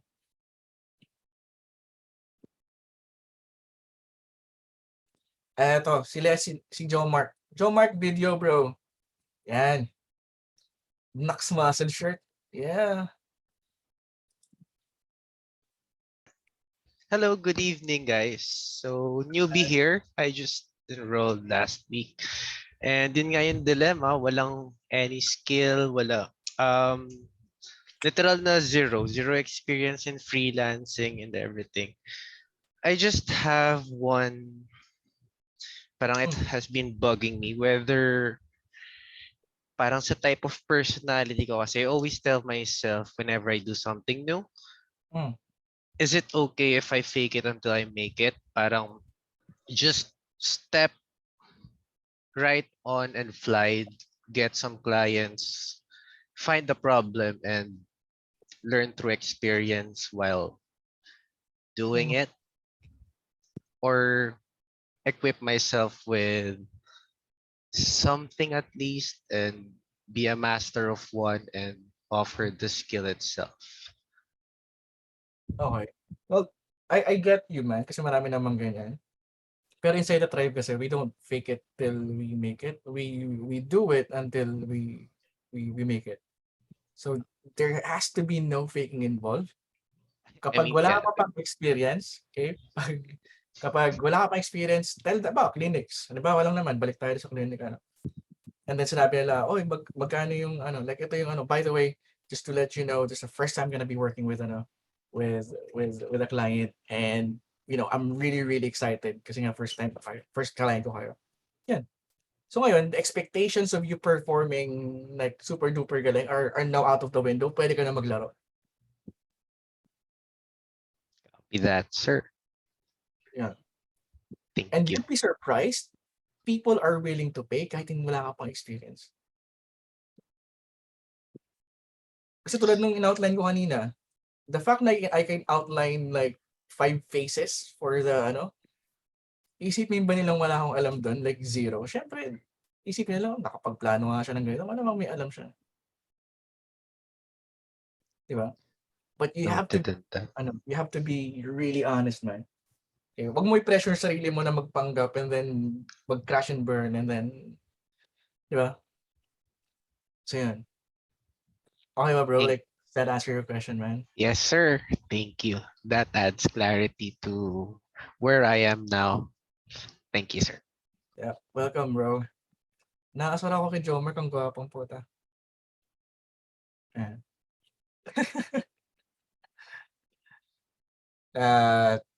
Jomer, ganun talaga, pre. Galit talaga ako sa mga gwapo. Kaya nga si Alan yung ayaw kong nakakasabay ng webinar yun. Kaasarang mukhang mabango eh. Sino pa? Si Kit. Kit, bro. What's up, man? Hi, sir. Gandang gabi po sa lahat. So, super thankful for the lessons. So if one outcome is a result of multiple skills, tapos ako assume ko lang na isa lang ang alam ko, does that mean na eventually, sir, I also need to engage the tribe to ask, pare or bro, sis, patulong kasi ito yung outcome na kailangan. Pero na-outline yung mga skills or mga tasks na kailangan gawin. Can we work together on this? And in essence, parang from being a doer, in a way, kapag na-close ko yung project, I'll also be a project manager of sorts along the way. If it's really your first time, try not to outsource muna. Again, it's perfectly fine. But unless alam mo na siya, now, ito yun eh. Like a lot of people have this misconception now when you try to outsource and when you try to give jobs to do, you know, the job to other people, akala nila it's, alam mo yun, letting go of a responsibility. Like parang, buti na lang wala na akong gagawin. Sa'yo na yan. Eto yung trabaho. Lahat kayo may trabaho. Like, ganun. Like, namigay na ng trabaho and stuff. What the problem with that is, managing is also a skill. And if hindi mo pa alam mag-manage, sinabayan mo ng isa pang skill na alam mo yun, hindi ka pa rin marunong doon. Now you're literally learning two skills at the same time. Now people could survive. Meron namang na-survive. But a lot of people, parang nadadala siya dapat ikaw lang pala in-outsource. We talk about that stage 3 kapag meron ka ng multiple clients yung outsourcing. Okay? Meron yan. But when you're starting out, so konting sakripisyo lang muna, bro. Try mo lang, ikaw muna gumawa. Kasi you can now spot mistakes and warning signs kapag binigay mo na sa iba. Now, sa tanong mo kanina, one outcome, one skill, okay lang yun. That's perfectly fine. Okay? Ang mali nga sa iba kasi, one outcome, tas multiple skills. Ay, multiple outcomes, multiple skills. Imbis na palakasin yung outcome, di ba? Ang outcome mo, bibigay ka ng leads. Ang skill mo, Facebook ads. Ngayon, you're gonna have to ask yourself, okay, aside from Facebook ads, how can I give them more leads? Pwedeng copywriting. So yun ang sunod mong aralin na skill. Yung skill that would complement your existing skill to make the outcome more favorable. Hindi yung sari-saring outcome tapos ang dami-dami mo ng skill. Wala kang mapapala nun. But if the skill that you learn, yung upgrade mo ng skill mo is more on delivering the same outcome, ang mangyayari nun, ikaw yung magiging pinakamagaling dun sa outcome na yun. Yan. Yun yung kailangan mo. Like, wag kang mag-upgrade ng skill or take a skill simply because it's fun or it's, like hindi eh. You upgrade the skill kasi alam mo mas makakatulong yun sa'yo giving the client the outcome that they want. Not because simply it's a fad or dahil sikat siya ngayon, hindi. Di ba? Yan. Okay ba bro? We good? Yan. Okay, last 3 minutes.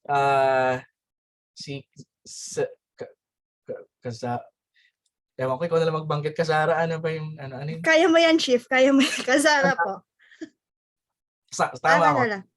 Ara na lang pag nahihirapan. Okay lang. Hi, Chief. Good evening. So, question lang kasi, sabi, actually, nung unang week pa lang, is piliin mo yung market na malapit ngayon sa puso mo. Tapos, madami ka ng ano. So, as of now, nasa corporate world pa kasi ako. So, sa logistics side. So, nakuha kong market is logistics and supply chain. And then, I tried to post din sa Tribe, parang medyo konti lang din yung nag-offer ng ganong market. So, nag-connect na rin ako sa kanila. And then, I tried to check na yung problems. So, isa sa mga problems na nakikita ko, and yun yung na-experience ko din sa corporate world ko ngayon, is yung difficulty sa forecasting.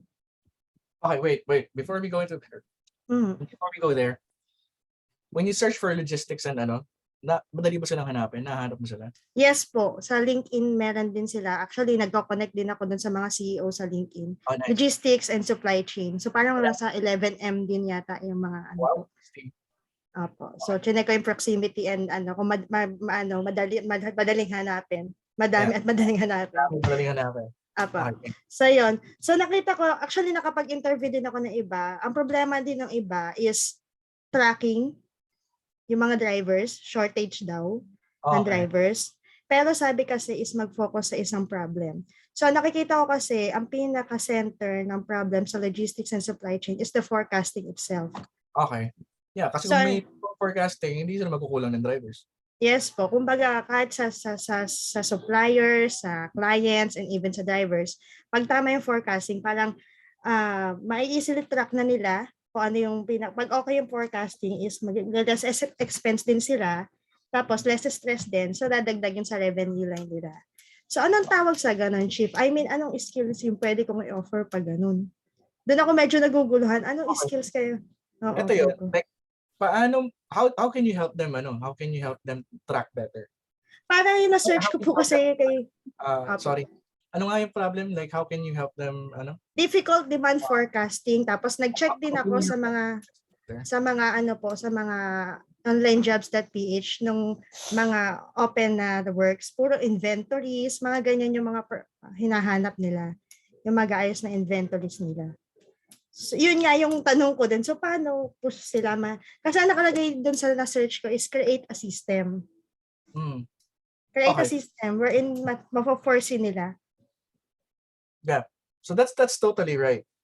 Ngayon, explain ko lang sa ano kasi sa Upwork, usually ang hinahanap nila doon yung mga yung mga gagawa ng hindi naman sa pangmamaliit, but usually kasi ang sinasuggest kapag saan ang makahanap ng gagawa nito, like trabahador lang talaga, like yun, inventory tracking and whatnot.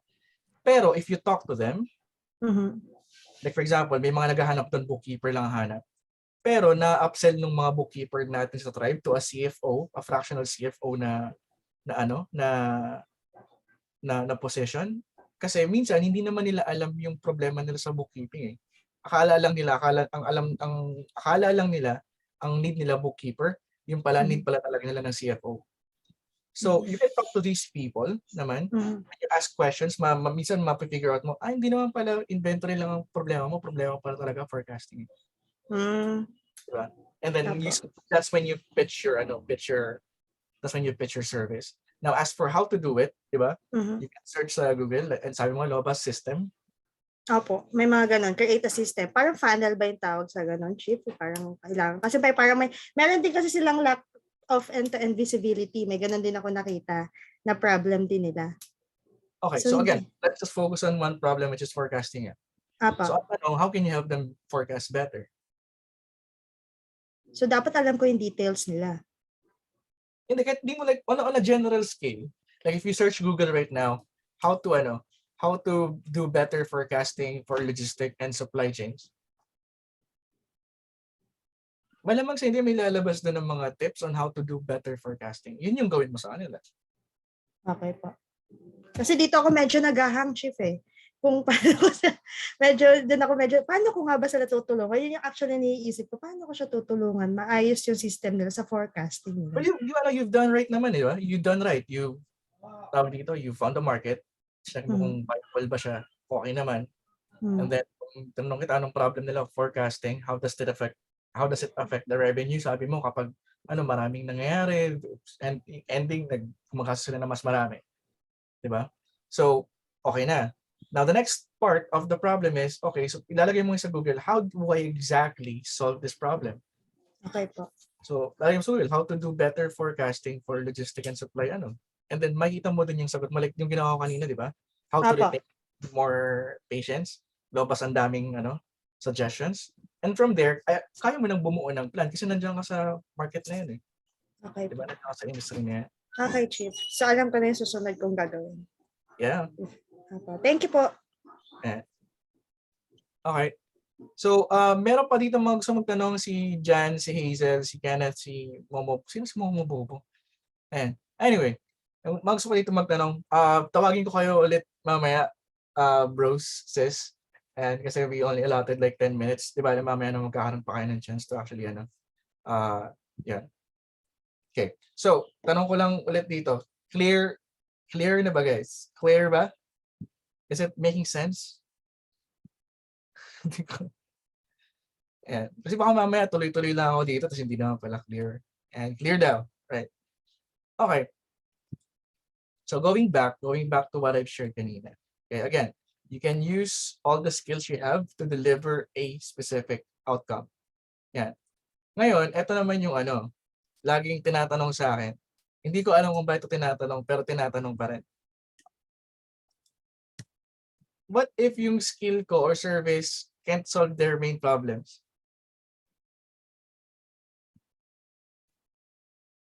Kasi yung iba, meron ng skill, may service na. So, lagi akong tinatanong nito. Hindi ko Now, here's the thing. Okay? This is not a question you should be asking. Kasi you either find a market your skill could solve or service, or solve an existing problem using anything at your disposal. Yun lang naman yung choices mo eh. Wala ka naman ibang choice. Okay? Parang yan eh. Parang hinire ka as parang hinire ka as hardinero. Ganun. Tapos bigla mo sinabi, ay sir, electrician po ako, pwede bang ayusin ko lang yung kuryente nyo? Wala namang sira eh. Hindi ko papaayos sa'yo. May sapa ka ba? Hindi, electrician kasi talaga ako eh. Yun lang alam ko eh. Yun lang, doon ako magaling eh. Ano naman yun? Wala nga sira yung kuryente namin. Di ba? So either humanap ka ng bagong prospect or market na kailangan ng na may problema sa kuryente, or figure out paano maging hardinero. Kasi again, what you're doing here is you're serving your client. They're not serving you. Hindi ganun yun. It doesn't work that way. Okay? Unless salbahe ka, sabi nga, dahil sirain yung cable ng kuryente, wag ganun. Wag ganun. Okay? So, either you find a market, okay, you find a market problem your skill could actually solve, your skill or service could actually solve, or you solve an existing problem na talaga, using anything, any skill, kahit gaano pa siya kadami at your disposal. Okay? Yun lang yun. Again, this is ideal, especially for newbies, mga wala pang alam sa skill. Find the problem, try to figure out paano i-solve yun, kahit di ka mag-aral ng course. Yun.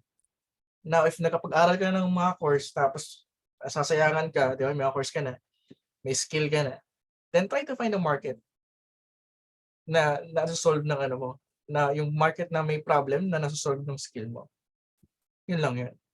Pero you can't force your skill, kasi dami nagtatanong, paano ko siya kukumbinsin? Hindi nga niya kailangan ng email, anak ng, bakit mo gustong ibigay yung email sa kanya, hindi nga siya nag-email. Okay? So yeah. So let's go back. Let's go back to the previous problem examples. Ito. Again, clinic. So ito yung tatlong problem na gusto kong i-solve. Now, this is assuming na meron na akong skill. Okay? Assuming na meron na akong skill. And I'm just gonna give you guys some examples on, baka mamaya, kaya naman palang isolve ng skill mo, hindi mo lang alam. Yan. So for example, ito. You're an accountant, and you can attract and retain patients. You can help solve cash flow problems. You can help with hiring and staffing. These are problems that an accountant can actually solve. Actually, yeah. Kung Facebook ads ka, if Facebook ads yung mo, saan ka dito babagsak? Aling problem ang kayang solve ng Facebook ads dito? Does anyone know? Attracting patients. Yan.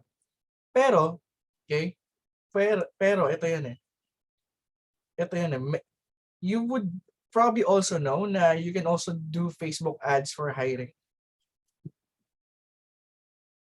Diba? You can also do Facebook ads for hiring. Yan. So, kasi unlike lang kasi tinuturo how to do Facebook ads for to get more clients. Wala namang, let me teach you how to do Facebook ads for hiring. Wala namang kasing ganun. But you can search for Google, like, and type in how to do Facebook ads to hire people. Like, you could probably find a lot of resources about it. Okay? Yan. Pwede po increase yung volume. Mahina ba? Actually, sagad na eh.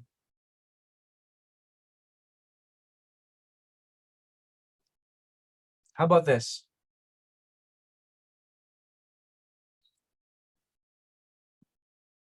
Sabi niya, increase volume sa patients yata yun, volume of patients. Hindi volume ko, anak ng. Nililito mo ako eh. And ito naman, assuming na designer ka, website designer, 'di ba? Parang ako, yeah, designerist. Anong pwede mong magawa? Like, out of those three problems, you can give them more diba, ayusin mo yung website niya, i-redesign mo. Kung dati kung dati sabihin natin like, kung dati 2 out of lang, ngayon naging 4 out of 100 na yung nag-opt-in or nagbo-book ng visit. That's gonna be 60 new patients a month. That's gonna be more revenue. Kumbaga, ito pa rin, same thing, okay, same thing. You're not, kahit skilled ka na, ang hinahanap mo is how exactly could your skill solve that problem na konektado pa rin sa revenue line. Yeah. Yeah, lead gen. You could help them generate leads, more booked appointments, more patients, more revenue. Pag social media, more followers, more booked appointments, more patients, more revenue. Yan, online business manager. Ang daming ways to actually do this. Pero yun nga, like I would rather na you start with a problem and then ask yourself, how exactly do I solve this thing? And then list down the ways. Kasi yun lang naman yun eh. Once you've listed down the ways, madali nang gumawa ng plano. Diba, pinakita ko naman sa inyo from not knowing anything at all about clinics, tas biglang expert na, meron na akong 5-step process for clinics. Kanina ko lang 4:00 ginawa yun. So, if you have like a week or two, like sigurado ikaw mismo magkakaroon ka rin ng sarili mong plan. Di ba? Sabi ni Tito Talino daw, it's not about it's not about intelligence eh. Tanong sa teacher ko dati, hindi ako matalino. hindi sa talino yan eh, sa yan eh. It's more about research. It's more about really trying to figure out paano kaya siya matutulungan. Because if your mindset isn't like that, wala doon yung mindset mo kung paano mo siya tutulungan, iisip mo lang, ano kaya skill yung maraming pera? Wala ka talagang magagawa eh. Wala talaga. Kasi ito nga, wala ngang skill. Maraming pera pa rin yun kapag nagkataon. Pag nakuha ka ng pera, marami pa rin pera yun eh. Wala namang skill na na needed to actually pull that off. Yung plan na yun.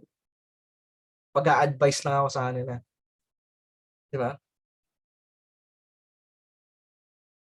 There are a ton of things that you can do. Hindi lang Facebook ads, hindi lang email marketing, hindi lang, ano ba yung mga pamosong, mga sikat na skill, ngayon. Dati nga, wala naman nag-i-email eh. Wala naman nag-i-email marketing, biglang, ngayon ang dami na. Oh, paano nangyari yun? Like, di ba, dati, pag sinabi kong email, hindi nga nila alam na mataas na ang bayad sa email marketers eh. Yan. Yan. Okay. So, given that, ito, ang susunod yung activity, guys. Okay, susunod yung activity. I'm gonna give you,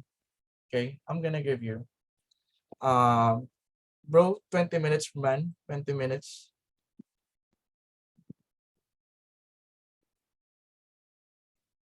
Tawag dito. Luis, bro, enough na ba 20 minutes sa tingin mo? Yeah. Ayun. Ay, ano bang gagawin? Ang gagawin, tulad nung ginawa ko kanina, teka, balikan natin.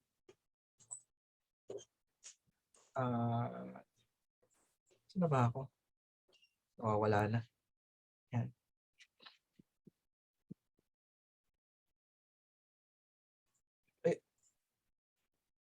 Ayan. So, ang goal is to be able to find yung problem na gusto mo and then find out how to solve exactly that. Like, just list ways on how to solve exactly that. Yan. 10 minutes lang.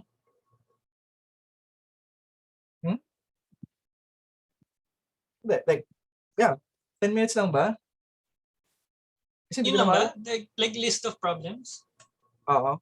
Kasi baka mag-usap-usap pa sila ng mga Yeah. Sige. Yeah. So, hindi ko alam. But basically, ito lang naman yun eh. You're gonna list down yung problem. Okay, yung problem, one problem that you wanna solve. Pangalawa, how it affects yung revenue. Okay, pag na-solve ba to, nag-increase ba yung revenue?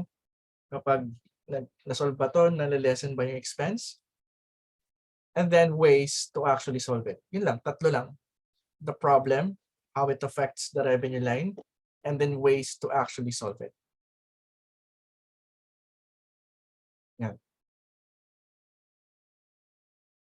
So yun lang. 20 minutes to do that. You can go with your ACs or heptad kung meron kayo. You can talk about it. Unshare ko kasi si Luis, bro, you can share na lang yung screen like how to, halimbawa, pag-usap sila sa sa mga kaheptad nila. Yeah, Or yeah.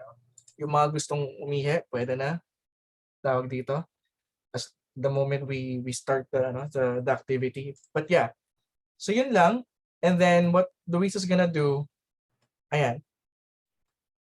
Yan. So don't leave, syempre, don't leave. Kung gusto mong mag-hop sa call sa heptad mo, you can do that. And then while you're doing it, do today's task. Yun lang yan. Do today's task.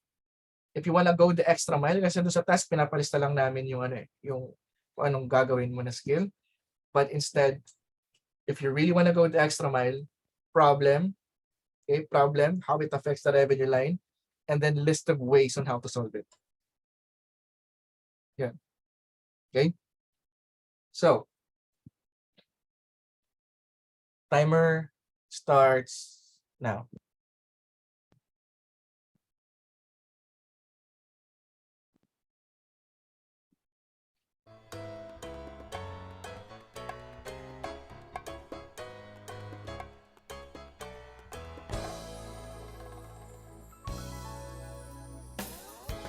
Bro, yung oras, bro, palitan natin. 8:50 nakalagay. Mga 9:10. Ganun.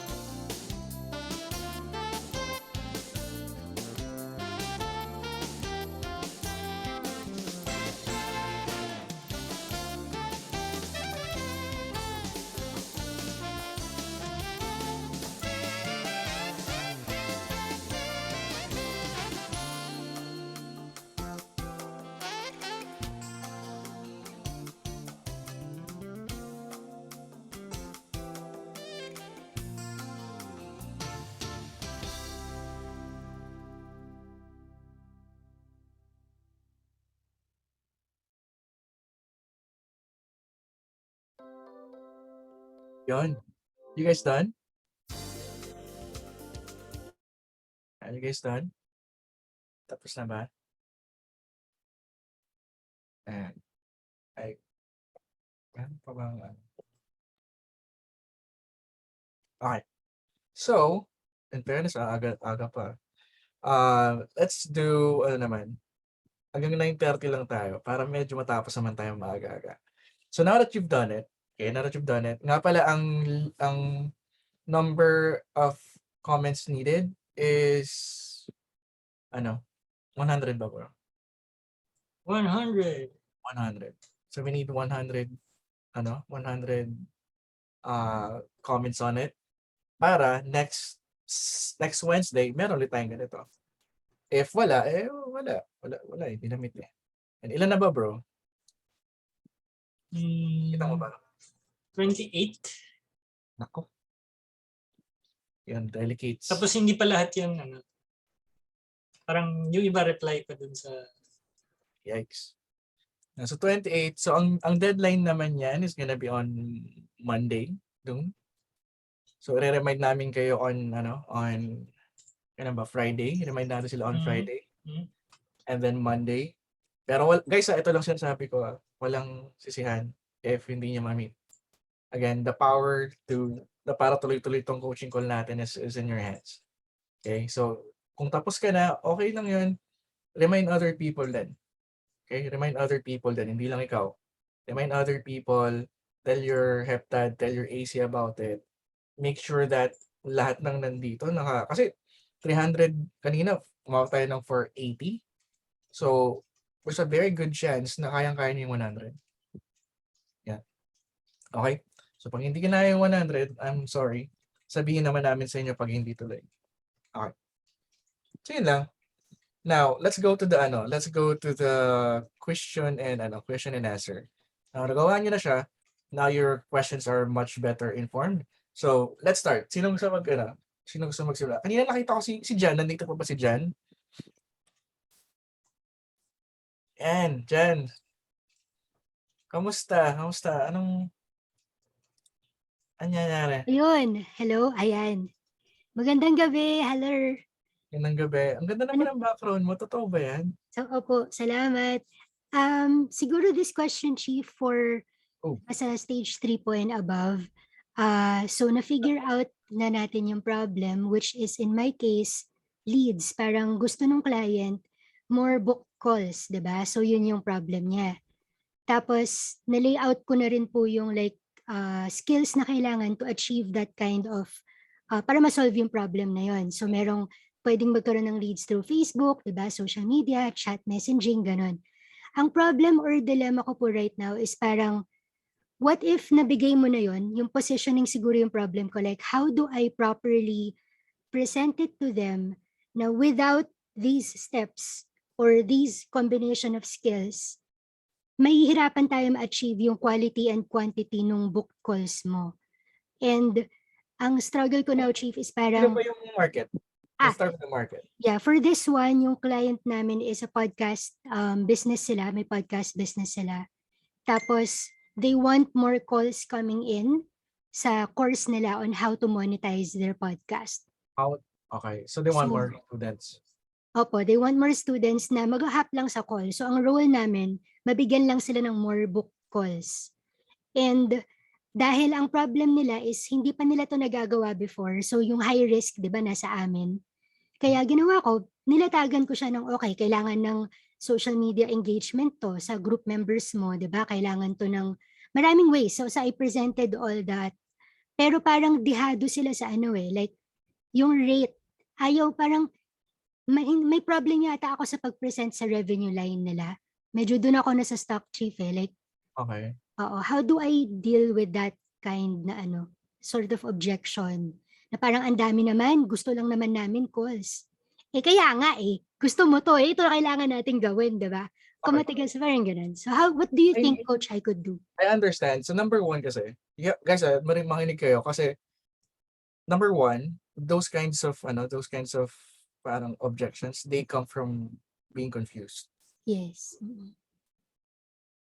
Okay, so usually kapag nagkaseta sila ng ganun, ano ba yan, dami naman, or, wait, ano sinabi mo? Gumaganon, yung, every time they do that, ibig sabihin, there's a part of your offer na hindi nila naiintindihan. What if, Chief, sa kanila galing yung, okay, this is what I want to be done dyan. Gusto ko, mayroong sasagot sa mga nasa group, di ba, mag-engage sa nasa group nila. I want someone to look at my LinkedIn and look at my leads. I want someone to, alam mo yun, sa kanila galing yung gusto nila. And then I just laid it out na to do this, kailangan natin ng person in charge of this. To do that, kailangan ng person. So I presented the solutions, but what could be complicated kung sa kanila na galing mismo yung gusto nilang mangyari sa buhay nila? Okay. Ito yung, here's one thing that I've learned talaga na people don't know what they want. Tanungin mo, pag tinatanong ko asawa ko saan mo gusto kumain, like, ikaw, bahala ka. O dito tayo sa McDo na naman. Ikaw nagsabing McDo eh. Ikaw sabing kahit bahala ka, kasi ngayon McDo ayaw mo. Same thing with your client. Ang dami niyang sinabi. Sinabi mo, ito, gagawin natin. Dami naman. Again, people don't know what they want. So I Diba? should ask them what they don't want? Ito, you could ask them what they don't want, or ikaw mismo as the service provider, you know exactly kung alin dapat yung unang kailangan pag-focusan. Pwede mo sabihin na, okay, so these are all good plans, and if we implemented, there's no question na makakuha tayo ng enrollees for your course. However, if there's one thing I've learned about business is the power of one. So right now, I need us to focus on just one platform at the very least. And that's where we're gonna, that's where we're gonna put all our efforts. The moment we get traction on one platform, let's talk about the other platforms. Nice. Now, you're making it, kumbaga yung confusion niya, binabalik mo lang sa isa. Okay. Diba? Parang, kung Facebook lang. Yan. Now, para sa bago, like, shit, di naman marunong kumuha ng leads. Sa Facebook, you can search Google how to get leads using Facebook. Ang daming ways to get Facebook. But yan, kumbaga, it's our responsibility not to confuse them. So kung confused na sila sa una pa lang, ibalik mo sila. Pep, sandali. Masyado kang excited. Dito muna tayo. Okay. Kumbaga, just give them the assurance na kapag okay na to, sige, ayusin natin yung ayusin natin yung. And itong maganda ron, usually naman kapag ganun sila, misag magandang client yung mga ganun kasi wala pang 2 weeks. Sabihin mo agad, okay, so now we're getting traction on this, let's talk about LinkedIn naman. Usually they get the the upsell. Kasi your goal isn't to really sell them all the things that you do. Diba? Your goal is just to get them through the door. Solve mo yung problem na immediate problem niya. And then lumipas yung 2 linggo. Now you can upsell them to, okay, now na gumagana na to, let's talk about LinkedIn. Nice. Okay, kasi po parang ayaw nilang sabihin yung budget nila. So, kasi I presented proposal na may investment na, may different talagang breakdown na, and nakita ko talaga yung confusion. And tama ka eh. So, sabi ko at the end of the call kanina was, ano ba yung gusto niyo munang unahin? Diba? Like, where do you find it comfortable to approach your market? Facebook ba muna? Then unahin natin to. Siguro the problem na need ko now na ng advice is, if we pick one, and I have like special, like freelancers na may skill na yon, and dahil nga atat sila ng calls eh. And it needs people, manpower, kung gusto na lang maramihan, diba? So, tapos sinasabi nila na wala pa silang like, they cannot put money out pa. I could say na, okay, if talagang wala kayong budget na tulungan namin kayo, then I can say no, kasi nga, ayokong walang bayad yung freelancers. Client ko na siya kasi chief eh, so alam niya how I work, but for this particular project, paano ko ipoposition na, if gusto mo talaga itong platform lang, tutukan namin, I need people to do that and get you leads. Kung hindi ka willing magbayad for that, then I would have to say no. Is that wrong, or should I still give it a try for a week, 2? You just have to say it in a different way. Like, halimbawa, gusto mong ganun, like, okay, so for this project, we're gonna have to fund this a bit early because I'm gonna be hiring people under my team. Yun. Yung wording words. You know, you don't say na, well, kailangan mo bayaran niya kasi kailangan ko hindi, you can say it that way. Yes, yes. You just have to be honest, but you say it in a tactful, but not, but not na parang, hindi, kailangan mo ng pera. Nice, nice. Galing, galing. Sorry. So, yun lang kailangan ko, like the proper way of approaching lang. that kind of, Hindi Thanks, Chief. Hindi naman kailangan mag-sorry. Salamat. Right. Welcome. Nga pala doon sa mga naghahanap ng heptad, guys, kung sinong pwedeng mag-adapt dyan, adapt nyo naman yung mga naghahanap dito. And ano nyo lang message, tulad ni Hazel, ina-adapt na, galing. Yan nyo lang. Yung mga nagpapaampo na. Yan, sige lang, sali lang. Like, wala namang kinikilingan yung mga heptad na yan. Yan. Okay, so mga magpapaampon, sabihin nyo na, ampunin nyo na. Yung mga may heptad dito, ampunin nyo na, please. Yan. Okay, next si Hazel. Hazel, what's up? Hello, Coach. Chief, Hello. narinig mo ako? Yeah. Ayan. So, dahil sa computation na pinagawa mo, medyo nabulabog ako ng konti dun sa napili kong napili kong market, no? Kasi, medyo marami akong na-realize. So, di ba SAS na nga, syempre sabi mo, focus on one niche. Sige, sabi ko, focus na ako dun sa niche na kabisado ko, may network na ako, nandun na yung clientele ko. Okay, SAS tayo. Ngayon, nag-compute na tayo kanina. Tapos, nung kinumpare ko siya, ang average order value, kuwari dun sa example mo, is 2,500, isang tao lang. Madali siyang ma-achieve. So, mas easier siya to scale for someone who wants na mag-scale. So, kinumpare ko siya sa market ko, SAS. Ang average per user, sabihin per month, 99, siguro okay na $99 per month ang charge niya per user para sa SaaS niya. Tapos nung nag-compute ngayon ako, pag inano ko siya, parang, so how can I be able to charge a premium na magiging worth it? Para maging, di ba? So parang napaisip tuloy ako. So sabihin na natin on average, based on my experience kasi, ang magiging attributable sa isang tao, let's say, siguro okay na 25 users ang madadala niya dun sa SaaS na yon per month kung ima-monthly natin siya. Okay, wait. So ang liit. Before natin So, pag-usapan yung solution, ano yung problema? Attracting and retaining SaaS Attracting and subscribers. Okay. So dalawang problem yun. Just making sure na alam mo yung ginagawa ko. Medyo it could be Ginawa just ko na yung one, attracting pero and medyo retaining. dalawa yun. So yan. So the focus is gonna be attracting and retaining. But kumbaga, what's the main focus? Retaining ba or attracting? Mag-subscribe siya. So para mag-subscribe siya, kailangang ma-attract mo na siya. Tapos kailangang yung onboarding i-complete niya. So yun. So parang get more subscriptions dun sa SaaS. Is that it? Subscribers. Okay. Oo. So assuming na $99 lang per month. Now, the next question is, magkano yung average customer lifetime value ng isang SaaS company? Like, it doesn't have to be them, but sa Google, ano ba yung average na like how many months does one usually stay under a SaaS na company? How long? So, bigay ka lang ng number. Solve lang natin 'yan. Sabi ng 99. So usually, dun sa mga nakasama ko, usually it's siguro mga 6 months. Okay. So parang 6 months, that's $594. $500. baba pa din. $594. Okay. Fine. Mababa yan.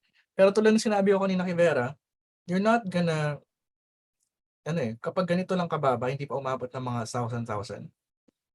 You're not gonna tell them, okay, so just by getting you through, to subscribers, diba, assuming na ito yung lifetime value, ito yung makuha mo, hindi. Ang pinagbabatayan mo ngayon, pag maliliit lang yung amount, is percentage. So sa proposal mo, you could literally just say, assuming we could increase your conversion by just 1% or 2%. Ngayon, yung 2% na yan, maraming 594 yun. Hindi na, di ba? Hindi naman ano yun, hindi naman isa lang yun eh. Di ba? By just by So, increasing ang by question ko 1%, ngayon, Chief. ano, Ay, sorry. ito yung kaya mong, Ah, ano, yeah, ano yan? so parang if in the future proof ko na, no, na so ganito pala siya, medyo mas mahirap siya i-scale. Mag-shift na ba ako dun sa, kasi meron pang isang market na mas easier actually pag pumili ka ng market na isang purchase lang, isang tao. Ganun nakalaki yung, ano niya, mga high ticket na siya. So parang mas scalable siya. So is it, Hindi naman sa not scalable kasi marami namang sa tulad ng Salesforce. Mahal kaya yung Salesforce? mahirap usually kasi coach, pag mga ganong kalalaki, mahirap kung freelancer ka tapos i-approach mo siya, hey, I help ganyan, medyo parang mahirap. Sa ganong level na ganong level na SaaS. Okay. Kasi usually kapag tulad ng mga Salesforce, ang pinaka-problem nila connecting with business, with establishments and business owners that would actually use Salesforce. Kasi ang tulad ng Salesforce, nabubuhay sila sa cold email. Hindi sila nabubuhay sa advertising, nabubuhay sila sa cold email. Doon sila nabubuhay at namamatay sa cold email. Lumaki ang Salesforce dahil kaka-cold email. Okay, so pwedeng yun yung lead gen. Oo, parang like I said, yung problema nila isn't really getting more problema nila is cold email. Alam mo yun, like you have to know the market to be actually identify, ito pala yung nila usually like for example, pag tinabi mo how to get more for my SaaS, kadalasan lalabas doon cold email. May mga ganong solution. So malalaman mo kung anong solution na tama para doon sa SaaS. But ang problem kasi coach, sorry. Sige, ano yan? Naglalag. Ang kasing problem naman sa ganon, usually ang gusto ng mga ganito full-time na siya medyo enterprise na siya. Pag mga enterprise, di sila masyadong sa yung freelancer type na So, nung iniisip ko na yun, parang magiging mas mahirap kung freelancer approach kasi mas gugustuhin nila na full-time ka talaga. Mas gusto kong mag-work sa mga sobrang established na. Kasi unang-una secured yung retainer mo. Pangalawa, I'd love, ito guys, whenever you get a chance to grow with a company, do it. Like meaning, imbes na charging them 2,000 or 3,000 one time, charge them 750 tas percentage. Kasi the more it grows, the more revenue you get. So kumbaga, I'd rather, ito, para sa akin lang to, this is my personal view. Yung mga clients ko nagsimula ng maliit dati, I went and grew with them. Hindi ako naghanap ng malaki ng client usually. Like, yeah, there are big clients, but most of the time, the clients that I have, I literally grew with them. Kumbaga, the more na lumalaki sila, lumalaki din yung bayad nila sa akin. Yeah. So, enterprise gusto nila full-time, pwede mo naman sabihin na pwede ka naman makipag-negotiate about it. That's totally fine. Diba? Kasi again, pwede mo naman sabihin, I could do full-time, but then again, we're focused on getting you more blank. Ano man yung gusto nila, not on me logging more hours. Yun lang naisip ko, magiging hours. Diba? And if I could give you the result without me like being there 24/7, I'd rather do that so you could pay me less than what you actually would.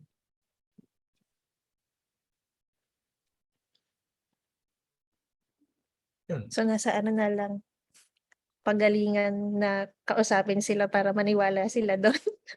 Totoo naman kung per hour, babayaran ka lang mahal. Pero kung hindi per hour, they could literally just pay you 750 and percentage and then that's it. Kaso may siya, pala, naalala ko ngayon, kaya pala rin na-windang ako kanina kasi magkakaroon ngayon siya ng parang peak price kasi parang nagiging parang commodity na siya in a way, di ba? Kasi employee ka na niya, gano'n. So mali-reach mo na rin yung... Hindi naman, you're not being a commodity by being employed to a company. And usually, kahit malaking kumpanya, they really don't employ you, lalo na kapag nasa Pilipinas ka nakatira. Kasi dagdag tax sa tax nila. kapag in-employ ka nila. Dagdag benefits, dagdag all that, nasa Pinas ka, mahirap gawin yun. So they'd rather really work with you as a contractor rather than an employee. It's in their own best interest to do that. Again, I know this because alam ko yung market. Again, you have to really know how your market works. Like, ano ba talaga yung mga gusto nila? Kasi again, they don't know it unless you really spell it out for them. Diba? Like, okay, if I do this, may empleyado ko, you're gonna have to pay my benefits, you're gonna have to do all that. But if I'm a contractor, I could just literally just work bare minimum, give you this result, and spare you paying me X amount every month for the extra hours that I'm really not working. Yun. So I hope that kind of helps you. Ano? Is Na again, wag na mag-change. I mean, okay lang naman mag-change ka or what na, wala namang problema doon eh. Kumbaga, I just wanna dispel yung mga, yun nga, yung mga agam-agam about, kasi we've been talking about premium fees. Wala namang problema kung hindi premium so long as it's stable. Walang problema doon. Diba? Kasi pag stable ka, you have a better chance to actually outsource it kasi lagi month per month may pumapasok na pera. Kasi yung one time, tapos hindi ka na makakuha ulit, medyo mahirap yan. So, yun lang. I'd rather na you focus muna on really the problems of the market. Tas magaling ka naman matalino ka naman, magagawa mo ng paraan yan. Ayan. Okay, 9:31 na. Kuha pa ba tayo isang tanong? Last one. Si Kenneth. Sino ba nauna? Si Jules o si Kenneth? Ay, last two. Sige, last two na nga lang. Si Jules at si Kenneth para walang tampuhan. Baka mamaya sa bunutan ni Jules si Kenneth eh. Gaga ka, nauna ako. Kenneth, pre. Hi, Coach. Actually, yung question ko, related dun kanina sa example nyo about yung clinic na market. So, yung offer ko kasi is somehow similar. Parang nasa kabilang side lang siya. So, sa akin is finding new patients. Ganun. Okay. So, kanina kasi yung mga solutions na, di ba, kung paano tayo naghanap ng solutions kanina. So, lahat kasi is searchable on Google. What if may ma-encounter na client na once present mo yun, sabihin sa'yo, ganun lang pala yun eh. Kaya ko nang gawin. Sige, okay na. Parang ganun. Okay. Actually, kahit ito na lang yun eh. Kahit sila pag gumawa, walang problema. Walang problema ba? Present mo, tapos sila gagawa. Walang problema. Kung nakita mo naman yung sinabi yung mga dito, hindi naman siya super specific eh. Di ba? Sinabi ko lang kung anong gagawin natin, not the how to, like step 1. Walang ganun. Like, overview lang nung gagawin natin. They don't know exactly how we're gonna do that. Sinabi ko lang yung what. Now, for example, binigay mo yon and they said na, well, kami na lang gagawa nito. That's totally fine. Hindi mo gusto yung client na gano'n, na mas gusto nilang magtipid ng pera kaysa ng oras. Eh, hindi mo gugustuhin yun. Yun yung wag kang kung sila gumawa, di okay lang. Diba? Pag ikaw ba binigyan ka ng blueprint ng bahay, saka ng martilyo, makakapagbuo ka ng bahay? Di ba hindi? So same thing, like, sa'yo galing yung blueprint eh. Di ba? Alam mo kung saan mo nakuha yung mga yun eh. Now, for example, halimbawa, how to get more patients for a clinic, tapos lumabas doon, do Facebook ads or whatever. Now, Google ka ulit. How to do Facebook ads for clinic. Lalabas dun yung mas detailed na ways on how to, use Facebook for clinics. Malamang sa hindi nasa Google na siya, actually. I was trying earlier, wala pa akong nakita na wala sa Google yung sagot. Ewan ko lang, baka lang may alam kayo. Ayan. Sabi ni Evan dito, charge for strategy. That works then, but yun nga, kapag bago ka pa, kung wala kang tiwala sa service mo kadalasan wala ka ring tiwala pa sa strategy. So it's gonna be hard to do that, especially kung baguhan ka pa lang. The amount of confidence you need to actually pull that off, medyo mahirap. Okay, but that's definitely doable. Okay, definitely doable. Walang problema nun. Consultation niya, binabayaran eh. 1 hour na consultation, strategy pa kaya. But if you're new, medyo yung self-confidence mo to actually pull that off, wala pa dun sa level na yun. So, medyo mahirap lang siyang yan. Yeah. Okay, coach. Any questions, Ryan? Okay na. Okay na. Okay na. Yan. Sige bro, salamat. Thank you. Thank you. And last but not the least, and si Jules. Jules, huwag mo sabunutan si Kenneth ha, nauna lang siya. Opo. Good evening, Coach. Bali yung question ko, ay sorry po, medyo ingay. Bali yung question ko, Coach, is going back doon sa part ng yung medyo may computation, Coach. Medyo doon ako na-confuse how I'm gonna get the numbers. Kasi Okay. parang bali ang market ko po pala is life coaches, and then my service is SMM. And then I'm focusing on the retention part. So ngayon, hindi ko po alam like parang ano yung i-google ko like to get the numbers, or ano yung numbers that I have to parang to check para po makuha ko yung parang yung sasabihin ko dun sa client. Okay. So unang tanong, ang problema ba ng life coaches retention? Meron po, like keeping clients, yeah. Keeping clients. Okay, magkano yung usual na life coaching? Ano po, 200 per hour yung coaching service nila po. 100 per hour. And what's the lifetime customer value? Like in a year, ilang beses na usually nagpapa-coach? Oh, I didn't get that, coach. Di ko siya nakuha. So, ilang beses. Sabihin natin, on an average in a year, siguro naman, abot siya ng 5. Okay. Or 4. I don't know. Try mo lang search sa Google, like what's the average lifetime value of customer value ng isang for a life coach. Okay. Yun. Sabihin natin 4, then that's $800. Okay, coach. So just one client is equivalent to $800. So you can literally charge $800 and not feel guilty about it kasi kailangan lang naman nila is one client. Okay, coach. Then how I'm gonna like parang say it to them na parang ano ba yun? Wait, how am I gonna yun?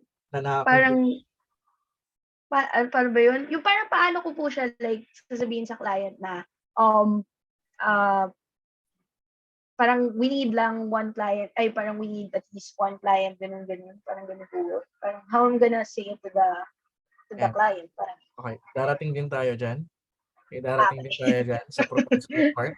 Pero ito yun ito yung importante. Guys, ito lang before we end this call, I really, really want to make sure na you're getting the point of this coaching call. Okay, market. Sunod, after finding the market, or choosing the market, anong gagawin? Problem, right? So once you found the problem,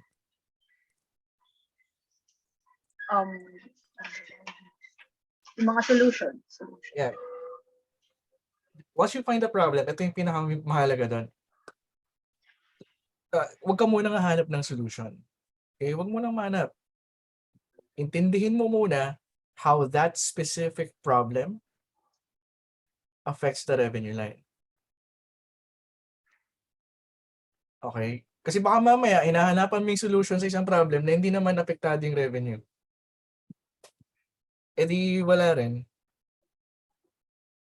Problem, okay? Market, problem, does it affect the revenue? Does it increase the revenue? Does it lessen the revenue?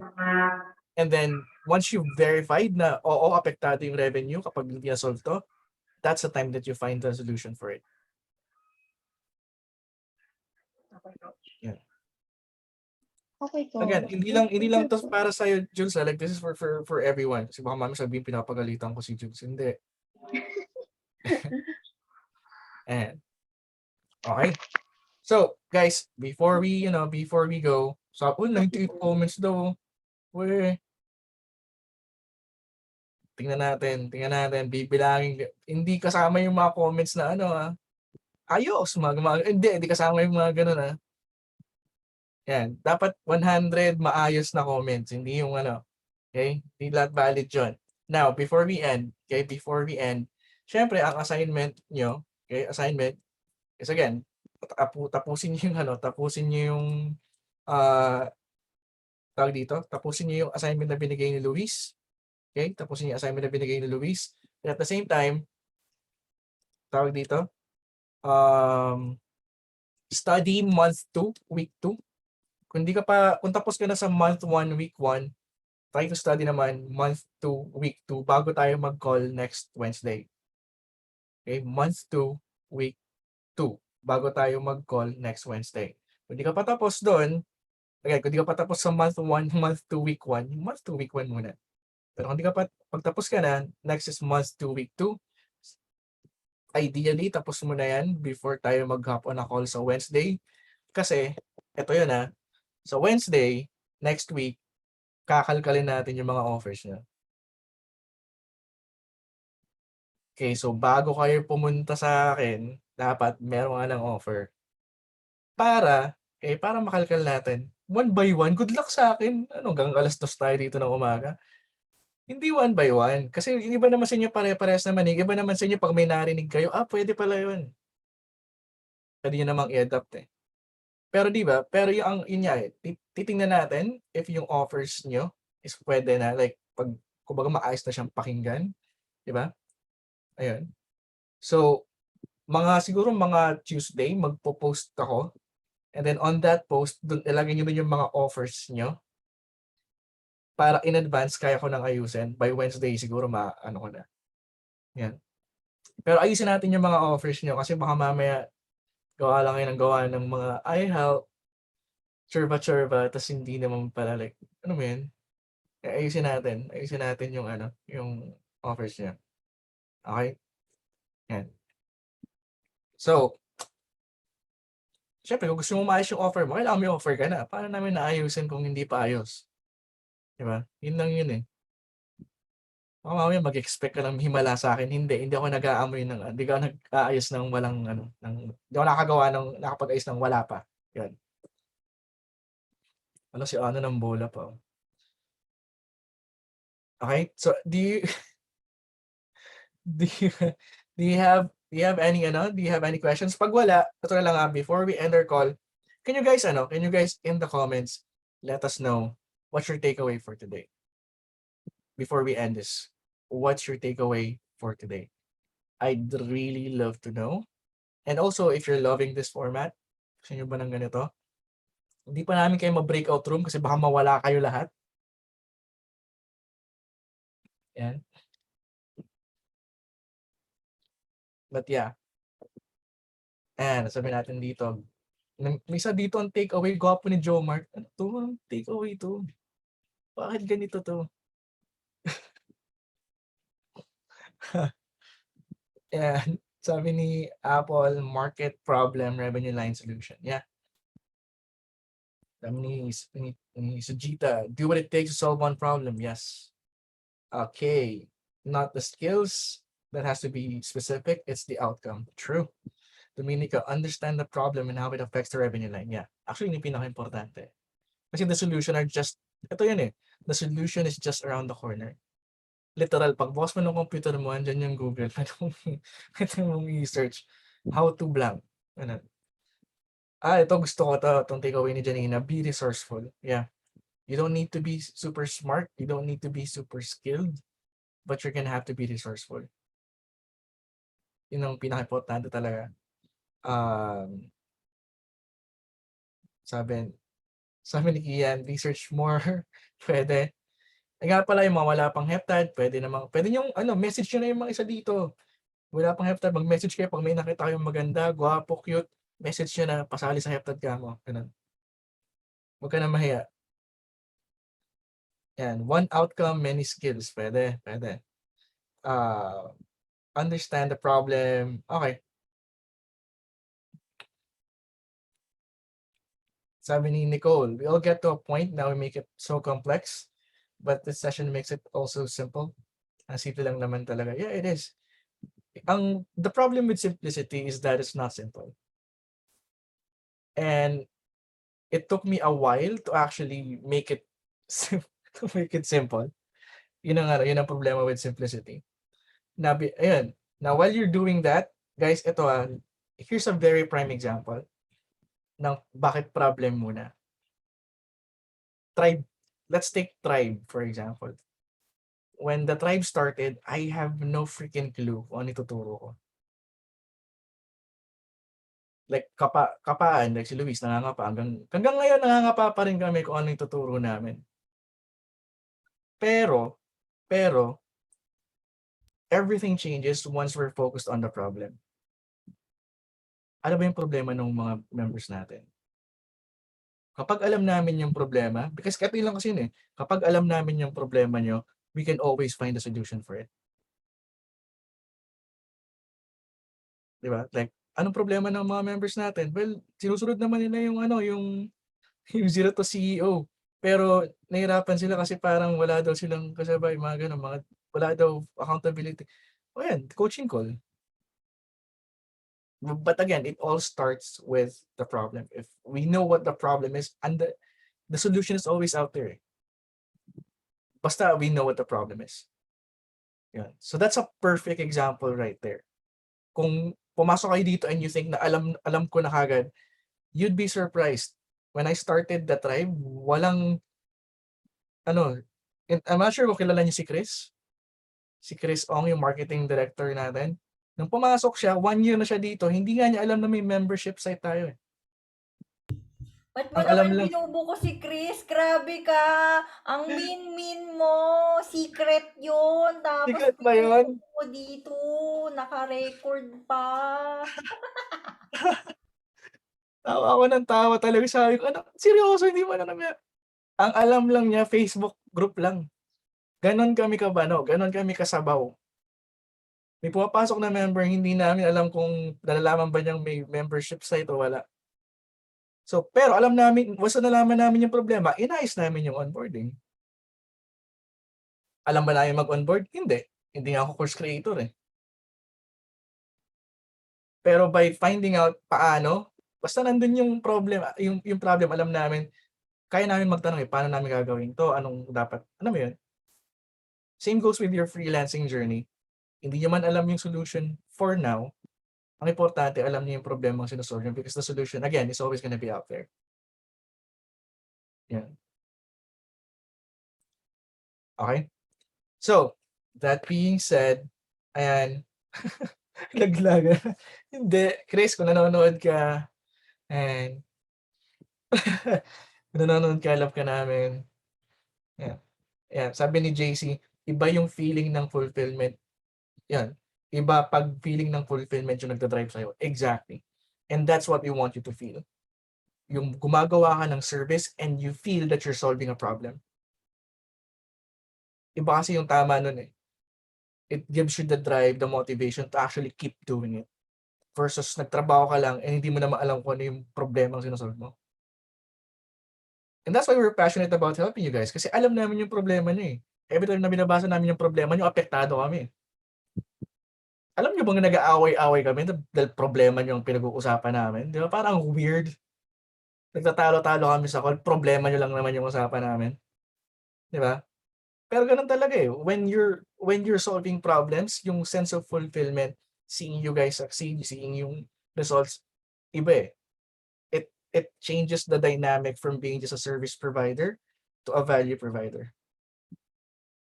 And I don't know about you, but if I have a business that's all about providing value, sobrang ang sarap kaya pag malaki nun. Yan. Anyway, yun lang guys. 100 comments 100 o walang call. Okay? 100 o walang call. Alright. Wednesday again, 7 p.m. See you guys. Bye.